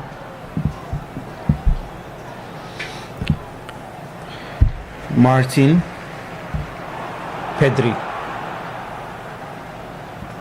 And possession with Eric Garcia. Gavi now. Pedri. And looking for that little bit of space in the Atletico half. Cancelo. Back to Pedri. Now Eric Garcia. Koundé. Lamine. Back to Garcia. Now they're coming forward gradually, Martin. Barcelona taking their time to build and hope that they can get something eventually. At this point in time, they are now chasing the game again. Yeah. And so they need to get that goal as fast as possible to give them the opportunity to at least take a meaningful lead, or at least stay on that equal pedestal with Atletico Madrid. Right now, if things still remain as it is with the scoreline, Atletico Madrid are through to the semi-finals. So you just have this feeling that Barcelona will know that there needs to be a sense of urgency in how they attack, how they try to get those goals. They need 2 goals at this point in time, actually, to get into the lead and try as much as possible not to allow Atletico Madrid to get a goal as they make this attack. And it's Atletico Madrid coming forward, a real burst of pace from the midfield. Lookman! Shit. What a hit! T-shirt, man. What a hit! T-shirt. And I would have Garcia stretching to the maximum point and just inches away from the upright. And that would have been a goal of the week from Ademola Lookman. Fantastic eyes to be able to see that space and place that ball well, but only that the calling, I think he touched somebody. Garcia. I think the referee is not giving them a corner there, but hey, that was an incisive placement from Ademola Lookman. It wasn't about the shot, it wasn't about the power, it was about the placement. Yeah. Great effort initially, great run, great hold of play from Alvarez. Running from the midfield all the way into the box and pulling it back for Lookman, who had his eyes fixated on just one thing, the goal. Only denied by a touch off the Barcelona player. And Barcelona will be wary of that man. Definitely, we've talked about him a lot of times. Hansi Flick will be asking questions on how to stop him. Ferran Torres, Lamine, Eric Garcia, Lamine Yamal running through legs from Atletico defense, and they clear the lines through Koke. Now looking to come forward themselves, Ruggieri. Koke needs support, should get it very fast, else there might be a problem. Barcelona regain possession. Olmo goes back to Cancelo.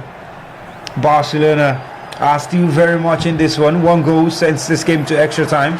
1 goal from Barcelona takes the game to extra time, and 2 from them just gives it an outright win.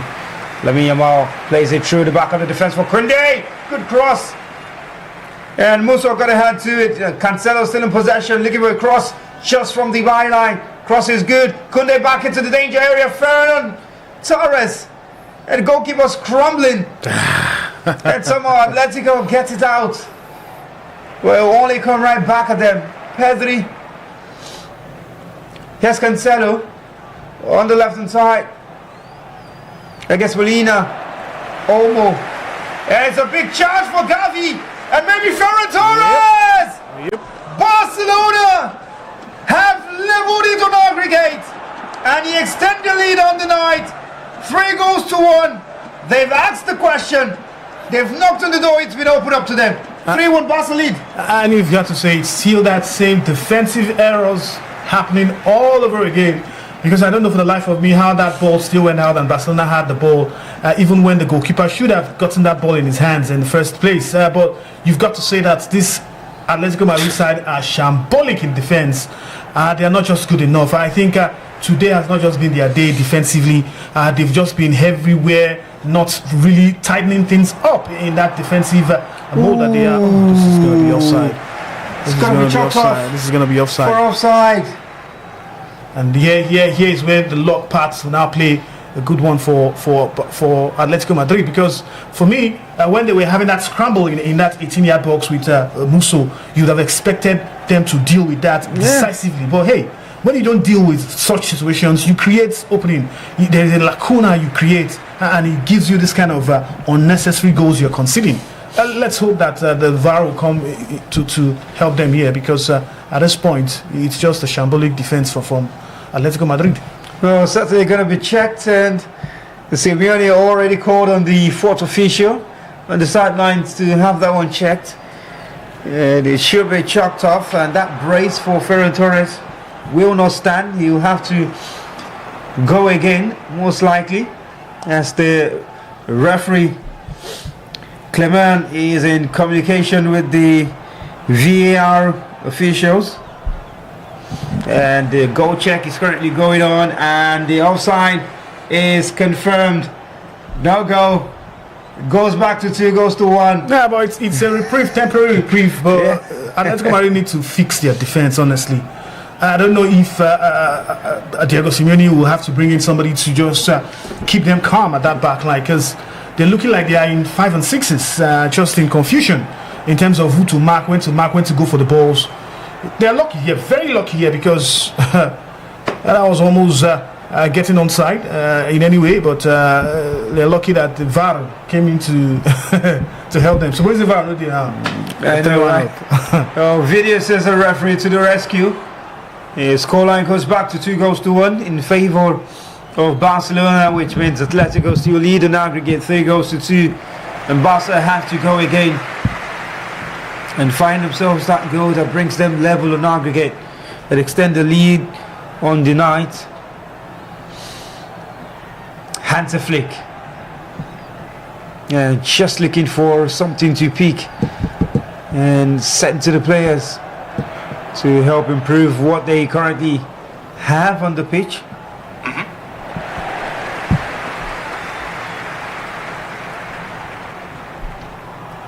All the way back now to Juan Garcia for Barcelona.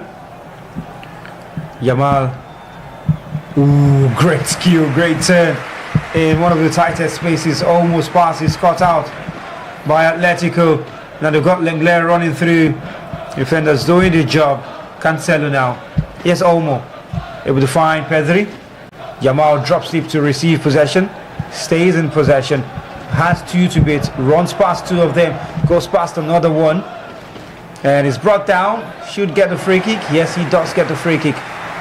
Eventually. Such a hard-working young man. Doesn't even fear to take on big players. Yeah, I think the confidence for him is just absolutely fantastic to see from a lad who is not even 20 yet. I think for Lamine Yamal, the skies are his starting point, or like they say now.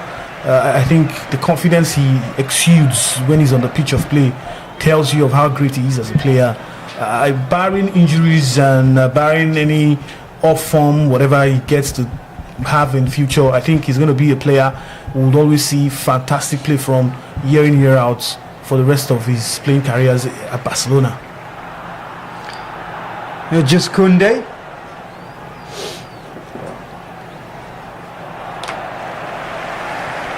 João Cancelo. Gerard Martin gets past Griezmann. Needs to be careful. Pedri. Now Cancelo gets support, and they lose out at that point in time. It's Atletico who get possession and looking to just release the ball up front. Simeone, and good defending at that point in time. The Barca left back. Yamal keeps it in play. Ferran Torres has a goal already. He's looking for a brace. Had that one chopped off by video assistant referee. Pedri. I hope Atletico Madrid are not relying on this 2-1 to end this game.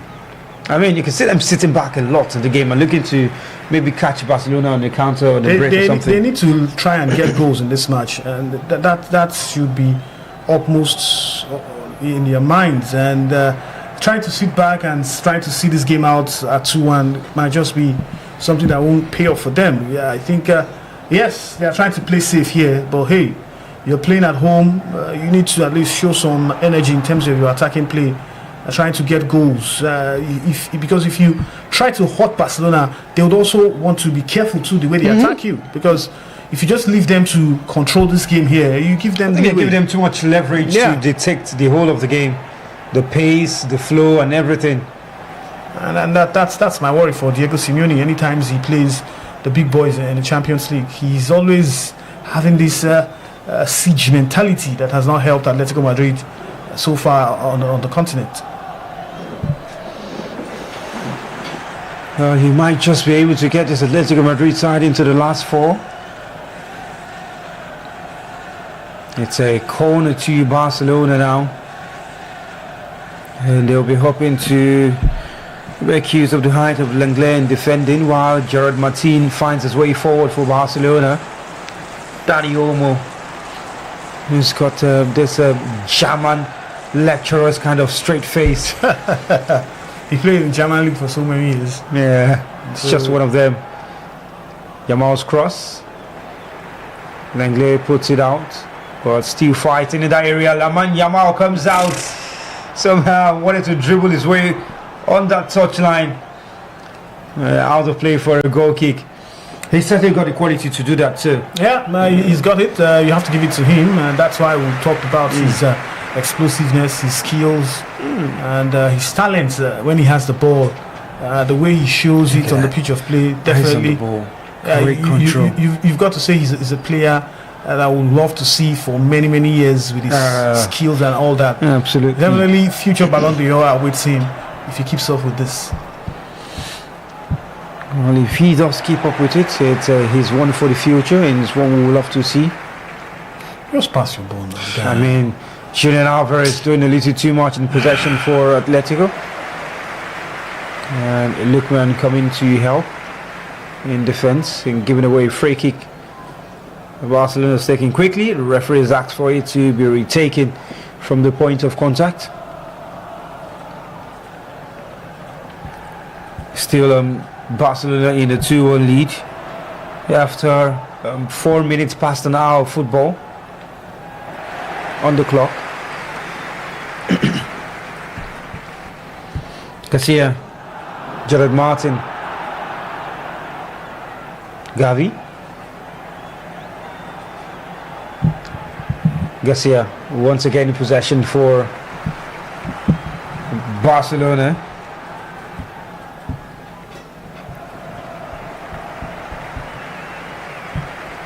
Yes, Barcelona just spreading play gradually and taking their time from defense to midfield, back to defense, and waiting for Atletico, trying to draw them out.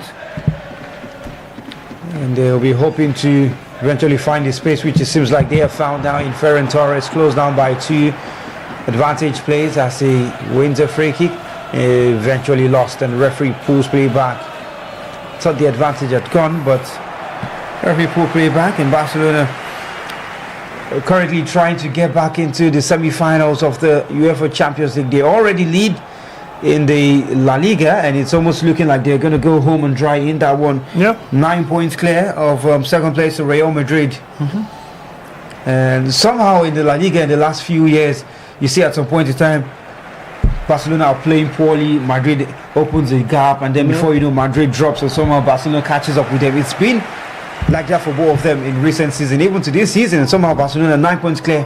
It looks like they will just take the La Liga. Yeah, man, you're spot on there, because you look at it even at this season, at the early part of this season, at a point in time, Barcelona were lagging by as much as 7 points to Real Madrid when they were top of the table.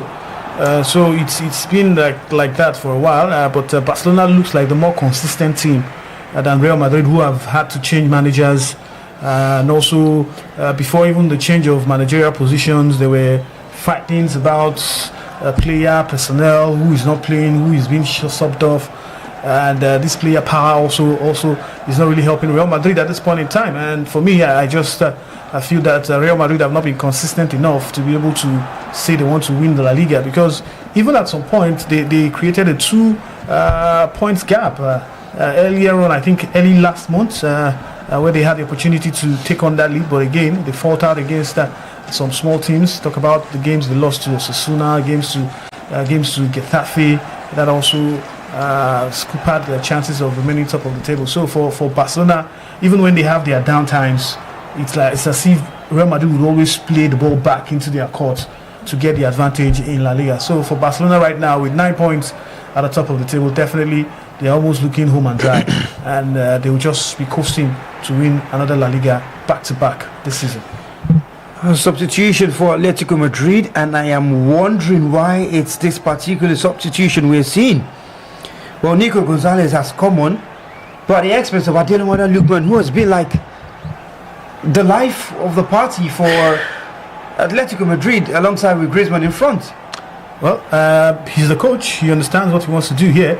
But I would have thought that you keep somebody who scored your goal. They might have an opportunity here. And that pass just didn't come the right place. But like I said earlier, I think it's about what he wants to get in this game. You would have thought that Ademola Lookman will continue in this stride. But then for Nico Gonzalez coming on, Nico, right? Yeah. You've got to say maybe he has a plan to do 1 or 2 in this game. He better have a plan. Alex Baena as well is coming for Giuliano Simeone. That's 2 changes from Diego. We'll be hoping that that's changes that helps his side to see out the final 24 minutes in this game. Well, if Atletico get a goal now, it'll be a big problem for Barcelona, because they're level on the night and they go 2 up. Yep. And as the Flick reacts, he has to, because at this point in time you need fresh ideas, you need fresh energy, you need some kind of new vitality in your attack, and you can only get that from these 2 players coming on, Rashford and definitely Lewandowski. They need to get goals at this point in time. I think Ferran Torres is not happy that he's been subbed off. Yeah, he wants to score. He has to take it. He just has to take it like that, and hopefully Barcelona will get the goals that they want in this match. And this time is Barcelona goalkeeper giving away possession, just like Atletico did earlier on. Ooh. And it's a chance for the man who's just come on, Alex Baena. And Barcelona would be very, very lucky in that instance.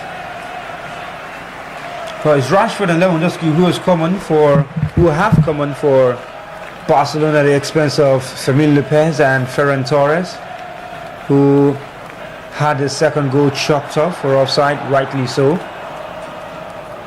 And now there's a lot of bodies and blood everywhere again. It's getting this bloody time now. from Atletico Madrid's player. I think obviously wasn't intentional, just in that clash. It wasn't, but hey, that was too dangerous to play there, and blood again all over the pitch. I think we're beginning to see too much of this blood on this field. I don't know what's happening here. It's the hand of Gavi this time around. It's the elbow. It's the elbow of Gavi on Ruggeri, the Matteo Ruggeri. That was a gassed one. Not intentional, certainly. Yeah, it wasn't. But hey, his hands were up, and normally that's a yellow card offense when your elbow or your hand goes into somebody's eyes like that. And this time, in front of your opponent. I think this is a serious gash on a game that has this much blood. Oh wow, blood everywhere. Oh, blood everywhere. As they give us goals. But it's football. It happens. We also saw the one on Fermin Lopez. Yeah. When he got his own injury too. Yeah, but that also has to do with it was not intentional. It was accidental. I think this also is more or less accidental. I don't think Gavi intentionally wanted to elbow Gary there. But hey, let's hope he's fine, because so many blood here we don't see. Don't they count pints? How many pints don't waste this evening? Too much red for their jerseys. See all them. See them. Oh wow. Well, Matteo Ruggeri should be fine. It seems like there might be a substitution for him. Just seeing that incident again. Gavi lifting higher and just having his hand around his face. Oof. And the gush of blood in that instance. Well, he's been attended to already by the medical staff. And Gavi is just hoping that there's no retrospective action that comes from the video assistant referee from that one. I think he was jumping and he wasn't really trying to elbow the player himself. He was just trying to get some leap in his jump by throwing his hands in the air. But then again, it is what it is. He's gotten a player injured, and I don't think VAR is really looking into this. I don't think so too. He just feels a little bad from the look of his face. Yeah. Well, the Atletico Madrid fans have found their voice again, and they're bouncing at the Metropolitano, as it seems like we're going to see Alexander Solot come on, man who got that second goal in the 2-0 victory in the first leg. It's looking like he's getting ready to come on, the Spanish man. And that's the thing with Diego Simeone. Yellow card. Yeah, it was also going to be the elbow, hand to the face, anything like that. New rules. It's a yellow card. At least he'll be glad it's no more than that, anyways. And it doesn't miss the next game if they're to go through. Should be glad. Well, play we'll be getting on very soon, as this time this one forces them to put the bandage around the hair, but they don't just put white bandage. See, colorful bandage. Bandage when you rhyme with Jesse. You understand? Blue. You understand? It will be like style. Like say you put bandana for it. For these people. So much packaging. He has to change the shirt as well. It's got stained with blood. They have extras. We have extras. Do you have? Test us and see. We go wash them on the spot. Extra. I don't want to do that. It's good to come on, Ruggeri. He's going to get back into the field of play. And Griezmann had such a flying career as well. Such a talented man. And one man I miss in Atletico is this small man that came to Chelsea. What's his name again? You mean Chelsea? Okay, not Manchester. Yeah, he came to Chelsea. This attacking player who has got some flair and skill. I'm forgetting his name now. Is it an attacker or midfielder? He's an attacking midfielder. Saul. No, not Saul. He gets played for Atletico as well. Very small, tricky like this too. It's like not Savilla. Don't forget. Okay, I will find it. And Atletico, great save by Garcia. That was the chance, but it's still there. Maybe this time the effort goes straight into the hands of Garcia, who looks to release Rashford very quickly. Atletico looking like they're going to get back into the game. Griezmann away from one, brought down, free kick to Atletico Madrid. What a moment that was, and great save from Juan Garcia. Yeah, but I think he's done his part here for Barcelona. That was going in without his legs. That was definitely going in, and it was a good save from Garcia to make sure that ball didn't beat him. Good leg sets in there to still stop the ball, and it was a good shot too from Atletico Madrid as they tried to get that second goal to get the leveler. But good attacking play from Atletico Madrid, looking like they are trying to get goals now in this match. Another cross into the box, and very close. Initially was from the defender Nomad, and this time the effort was from another defender. Looking to take advantage of the set pieces in the game. But Barcelona will really not be happy if they can't get another goal here. Having used up the energy in the first half to get those two goals, you would have expected that, hey, they'll still be clamoring to get more goals in the second half. But with the way they're playing now, they're looking like it's beginning to get tougher and tougher to get that third goal for them. But let's see how it goes. I think that's the reason why they've brought in the likes of Lewandowski and also the man Marcus Rashford, just as Atletico Madrid are also making some changes in the attack. Antoine Griezmann has now left the field for Alexander Solot, who also is a goal poacher, fox in the box, who can also still deliver goals for the Rojiblancos. Solot replaces Griezmann to see out the remainder of this game. He has that earlier chance again. It's Normand. He said I was just a little over the bar. Yeah, I was talking about João Felix. Oh, you were calling him a small man. He's not a small man. He's small now. He's small. He's small boy. Oh, very tricky young man who just didn't seem to hit the heights in football. Yeah, after that big money move. Yeah, had so much talent, man. Yeah, he had so many.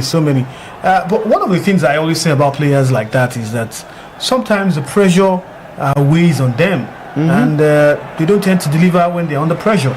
Maybe if he hadn't made that big money move to Atletico Madrid, maybe he would have still been that star player with no info.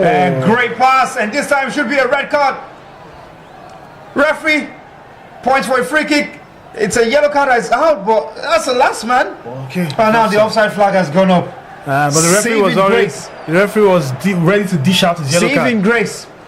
And now, unfortunately, VR is not going to look at that incident. Yeah. Because it looked tight. It looked like it was onside. Now, since the possible red card, they can check it. They can check it. Because referee had the yellow card. It seemed like he timed his run very well.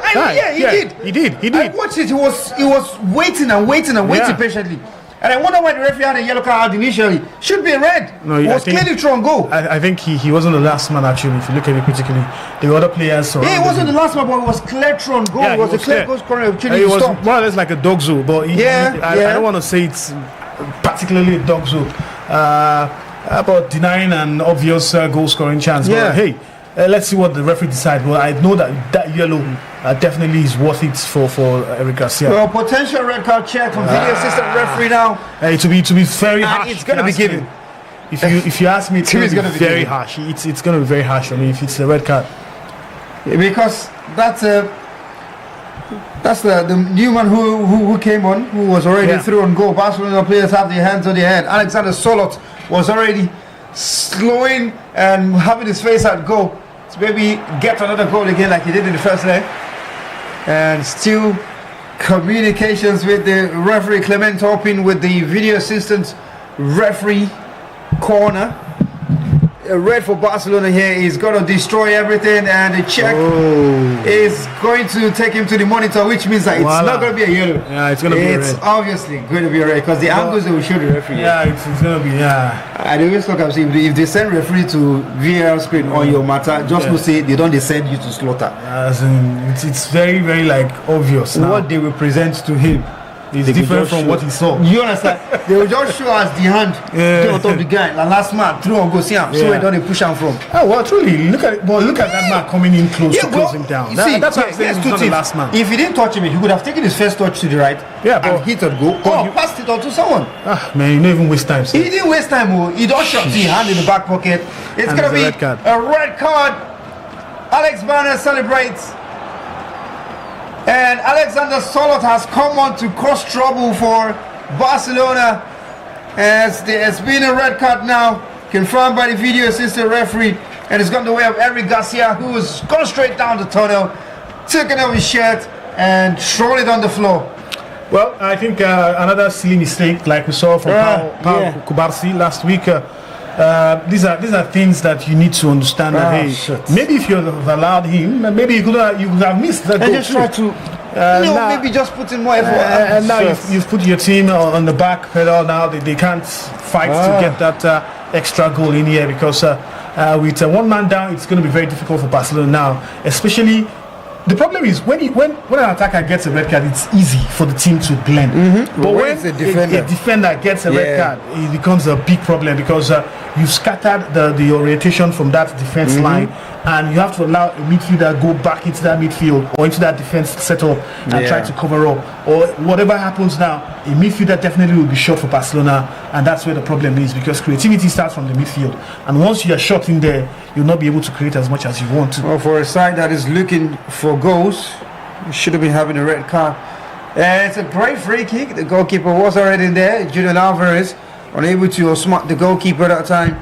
Well, hey, even with a red card, Barcelona will remain a dangerous side, especially with the attacking threat that they've got. Yamal can always drop into the midfield to pick possession. So they'll hope that they can leave with this one, Barcelona. Throwing to Barca. It's going to be a change for Barcelona now. Quickly, Hansi Flick swinging into action. And it's Frankie de Jong who comes in. A man who they know can play ball in the defensive role and able to push the ball into attack. So he's just going to stay in front of that defensive side and try to sit as the last man now. Yeah, and see what you've done. See what you've done now. See what Hansi Flick has done now. You've removed another creativity in midfield to bring in a player who will just try to sit and allow you defend more or cover up some defensive lapses because of that red card. And so it's going to be very difficult. It's more or less an uphill task now for Barcelona to get 2 extra goals here to get to the next round. Yeah, it's crazy because it's a red card. Barcelona are still going in search of a goal because as it currently stands, it's Atletico who goes through. Yep.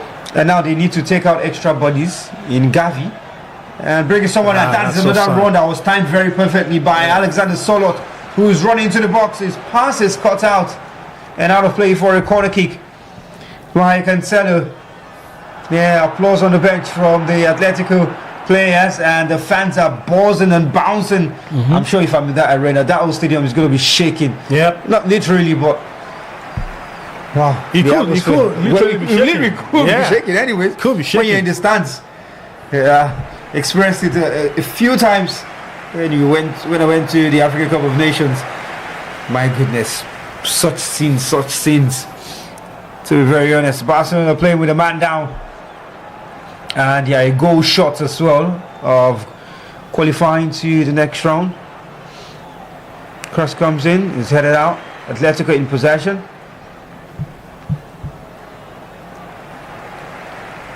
Looking for that pass out wide, able to find Pena.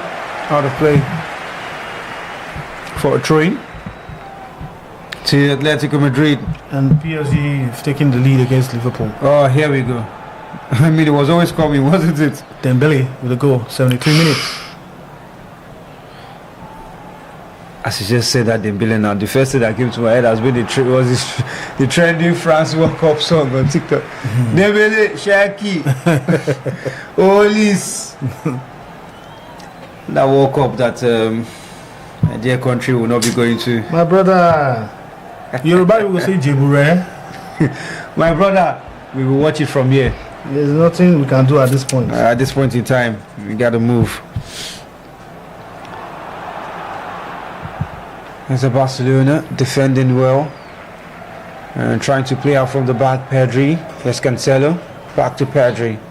Closed down by 2, gets away from them. He's pulled down. Shetterly is a free kick to Barcelona. And you know the thing is, it's now a downer for Barcelona that in 2 games against Atletico Madrid, they are the ones getting the red cards. Yeah. You'd have expected Atletico Madrid players to be getting the red cards instead of Barcelona, who are the more attacking side, the more attack-minded team, getting red cards in over 2 legs in the Champions League. Tells you how they've not been able to do well with their tactics in terms of covering up those high lines that they keep for opponents. For Barcelona camp floors, Koundé, Pedri, looking for that chance to play the ball into the box. Yes, Yamal has 2 bits. Couldn't get past them. And Atletico just hit it forward, clearing the lines and leaving it to a foot race. Ooh, that was a push. And the foul is good against them, Solot. That push on the defender that time. 85 on the clock. 5 minutes of regulation time left to play, plus stoppages at the Real Air Metropolitano. Here's Olmo. Runs into the Atletico shirt. Referee says play on. And great skill to stay on your foot. Now they come forward. And Bena runs into offside. Solot is running on the other side as well. You're waiting for a chance to pick him up. Now Bena Solo turning and the volley. It was a snapshot. That was a good one from Atletico Madrid as Solot is looking for the referee to check out a handball, maybe a penalty, and the referee is telling them to wait. But that was a good play from Atletico Madrid, the way they tried to play Barcelona on the counter, winning the ball back. Everybody now in the stadium, Diego Simeone still looking for handball, but the referee has said no. Nope. It's play on right now for Barcelona. But it was a good play from Atletico Madrid in terms of how they tried to attack and score that second goal here. Hopefully they will get more of that and maybe get the equalizer before the 90 minutes mark hits. Now the problem for Barcelona is that they're not just a man down, they are a goal down technically, and Atletico Madrid are not fully 100% sitting deep, especially with the new players that have come on. Tied to the end. Atletico regain possession.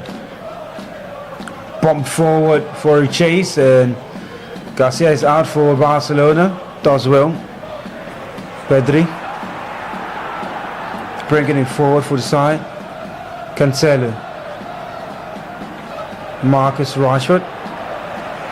So running at Molina, who gets a foot to it and manages to keep it in play, but only as far as Cancelo, who slips while trying to make a cross. Solot away from one. Atletico should be thrown goal for a second, and here they come. It's the new man, Atletico Madrid from distance, not gonna trouble the goalkeeper at all. That was a good opportunity for Atletico Very to have good gotten opportunity. that second goal here, but it was a good run too that almost paved the way for a goal for them. But hey, opportunities like this, they need to bury them because he can come back to bite you at the back. Let's hope that this doesn't come to hurt them in the end, because they've gotten two good chances now to get the equalizer in this game, but they fluffed it. Well, not the kind of player they would want the opportunity to fall to. They left the right back in Molina.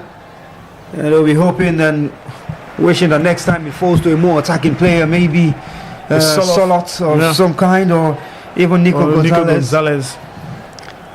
In Barcelona now looking for the chance of their own Olmo. Cancelo. Now Olmo goes to Pedri.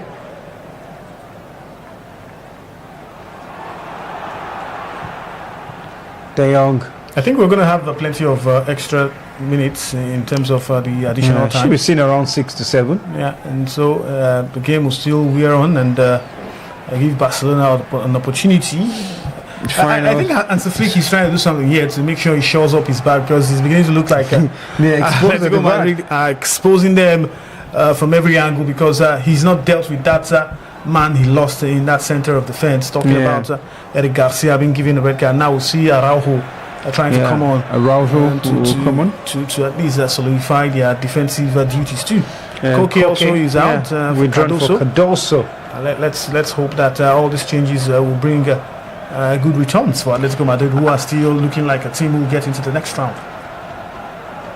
Cardoso on. There's Olmo who's also off for Barcelona, being introduced for Barcelona at the moment. Is Ronnie Bargi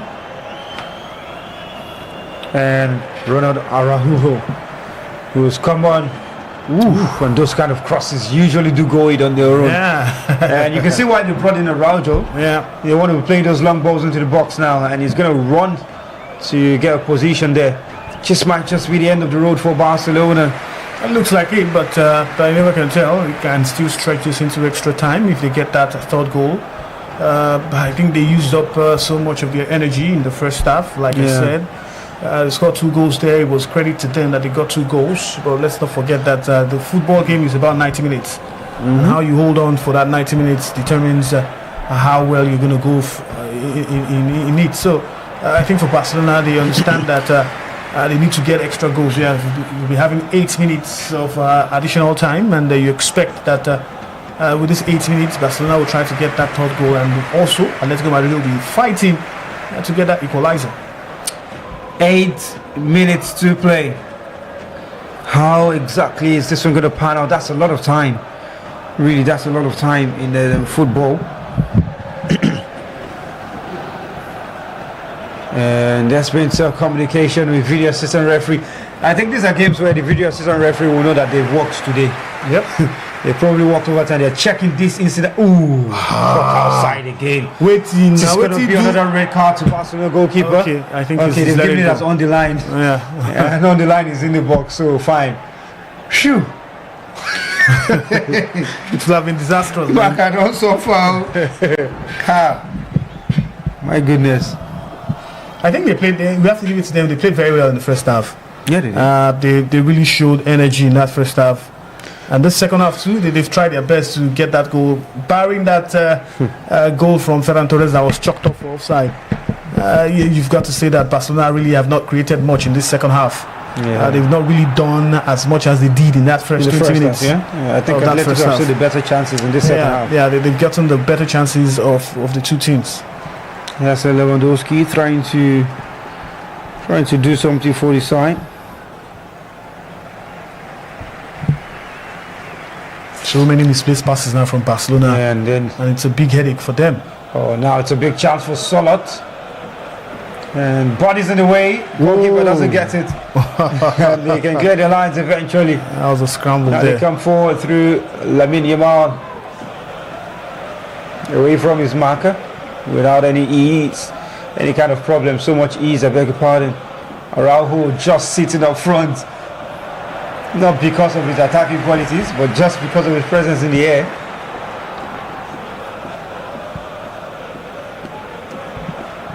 And there's Yamal. De Jong. Koundé. Pedri now. Back to the left hand side. Yamal. And just too predictable that time for Molina. Atletico unable to clear the lines. They're trying to play out from that press from Barcelona. Maybe it will be better to just boot it out to safety this time. Ooh, good play there. Good play away from his marker. Rashford. Cross into the box is very tasty. Those are tricky crosses. Very dangerous cross. It's played out for throwing to Barcelona. Why is he wasting that ball? He just played a good pass, man. Yeah, it was obviously a mistake. You can see him just lashing out at himself. And it's that chance again. Ooh! That's why the goalkeeper couldn't catch. It was a back pass. Why is he miscalculating in terms of back passes?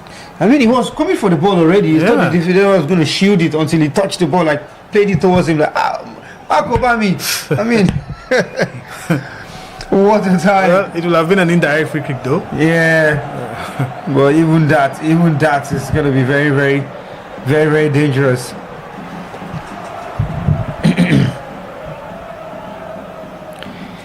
Oh, Barcelona players on the touchline are getting a little more agitated and just waiting for their side to somehow find the goal in this one and take it into extra time. And that's all they just need. Just one goal to take into extra time. Yeah, you just need that one goal, and that's what they should be looking for here. But you just have the sense that it's looking more like Atletico Madrid might get the next goal in this game, because they are creating better chances. They are winning the balls back quickly from Barcelona, and they look like a team that might just get the next goal in this game. It's been a lot of giveaway from the two sides. Free kick to Barcelona.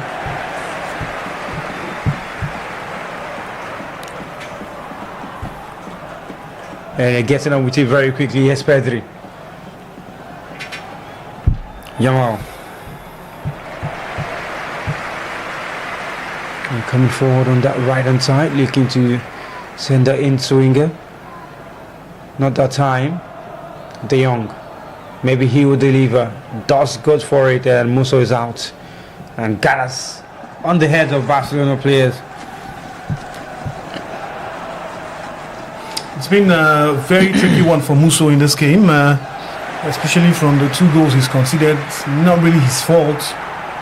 but you've got to say the defenders also didn't play their parts in those 2 goals you consider in the first half. But hey, let's just hope that overall Barcelona will not get that 3rd goal, because if they do, it'll still be a shame on Atletico Madrid after getting those 2 excellent goals at Camp Nou and not losing it in front of their home fans.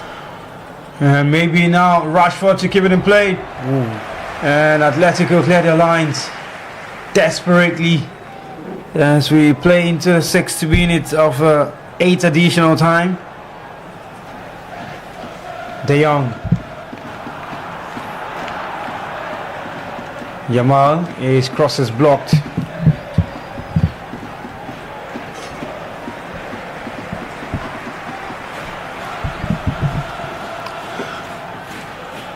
And here's Barcelona looking for an opportunity again.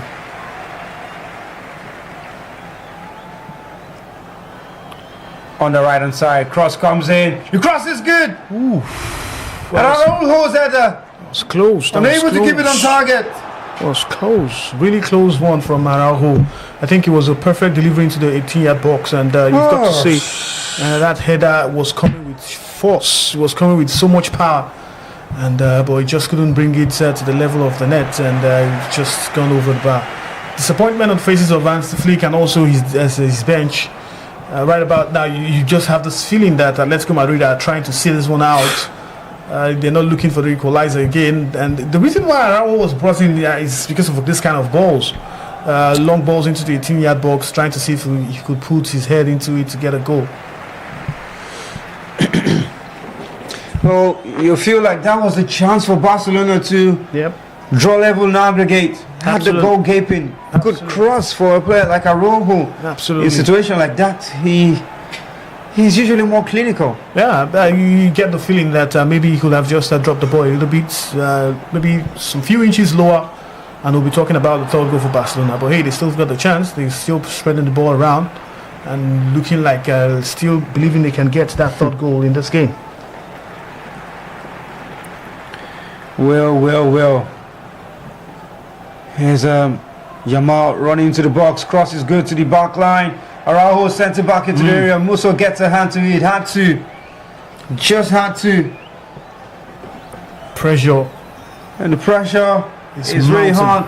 Simeone is calling for the referee to end play.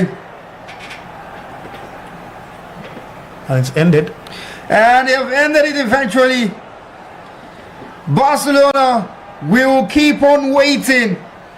It's been 10 seasons since they won the UEFA Champions League, and since the 2015 era they have not gotten into the final again, and they got closer last year. They finished at the semi-finals, knocked out by Inter Milan, and this time around there will be no Champions League semi-finals for Barcelona.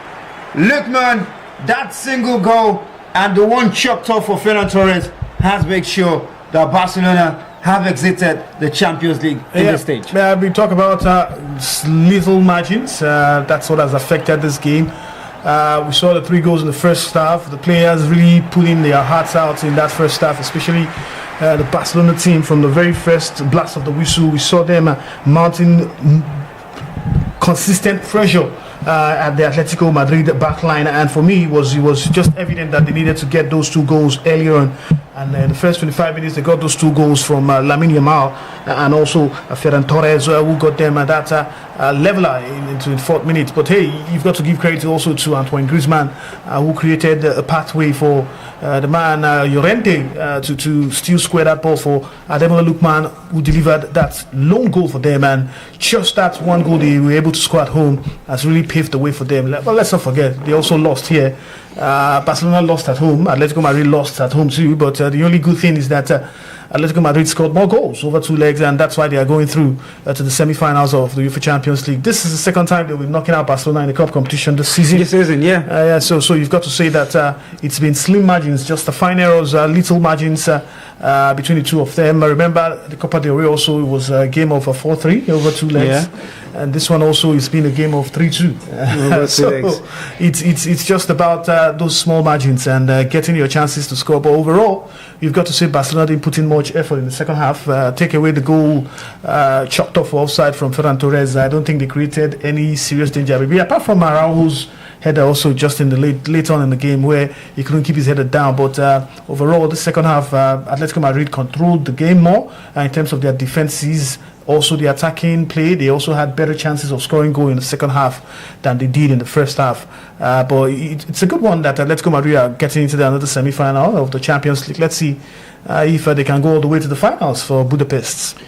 Joy for Ademola Lookman and Atletico Madrid. Despair for Barcelona and Yamal.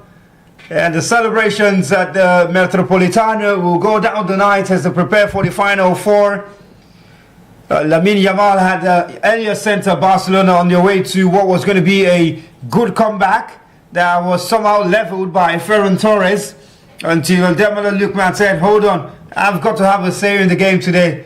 Had one goal, Ferran Torres had a second that was chalked off, and then a red card to Eric Garcia. A game that gave us a lot of goals, a lot of high points to read about, and as well blood as well. Has to be said. And it's come to an end here.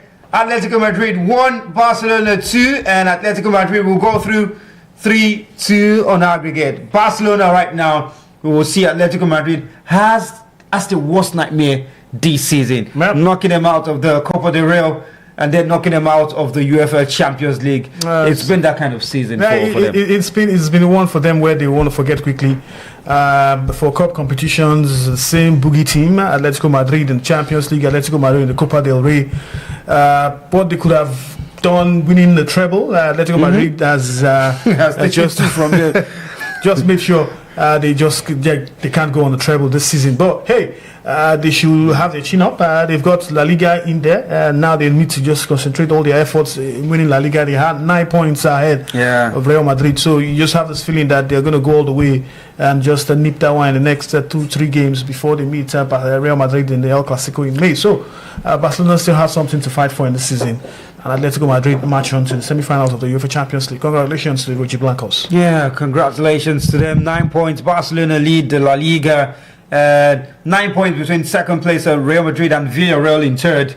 And I think about 4 points between Villarreal and Atletico Madrid, who are fourth in the La Liga. Well, it's been a great broadcast from us. We thank you very much for sticking with us. We thank you for subscribing, for liking. We see what you've done, and we are really, really very happy. This has been the VIVX broadcast of the UEFA Champions League quarterfinals second leg, and it comes to you from our studios in Lagos. And we are very, very happy to let you know that we'll be coming your way again on the weekend in the English Premier League, that big blockbuster game, City Arsenal. Timmy, what's your prediction? Preview that. Well, I don't know. As you like this, Arsenal, they hide it here. Even Man City, they hide it here. But I think it's going to be a game defined by loads of chances and who gets to use their chances. I think Manchester City will smell blood at this point in time.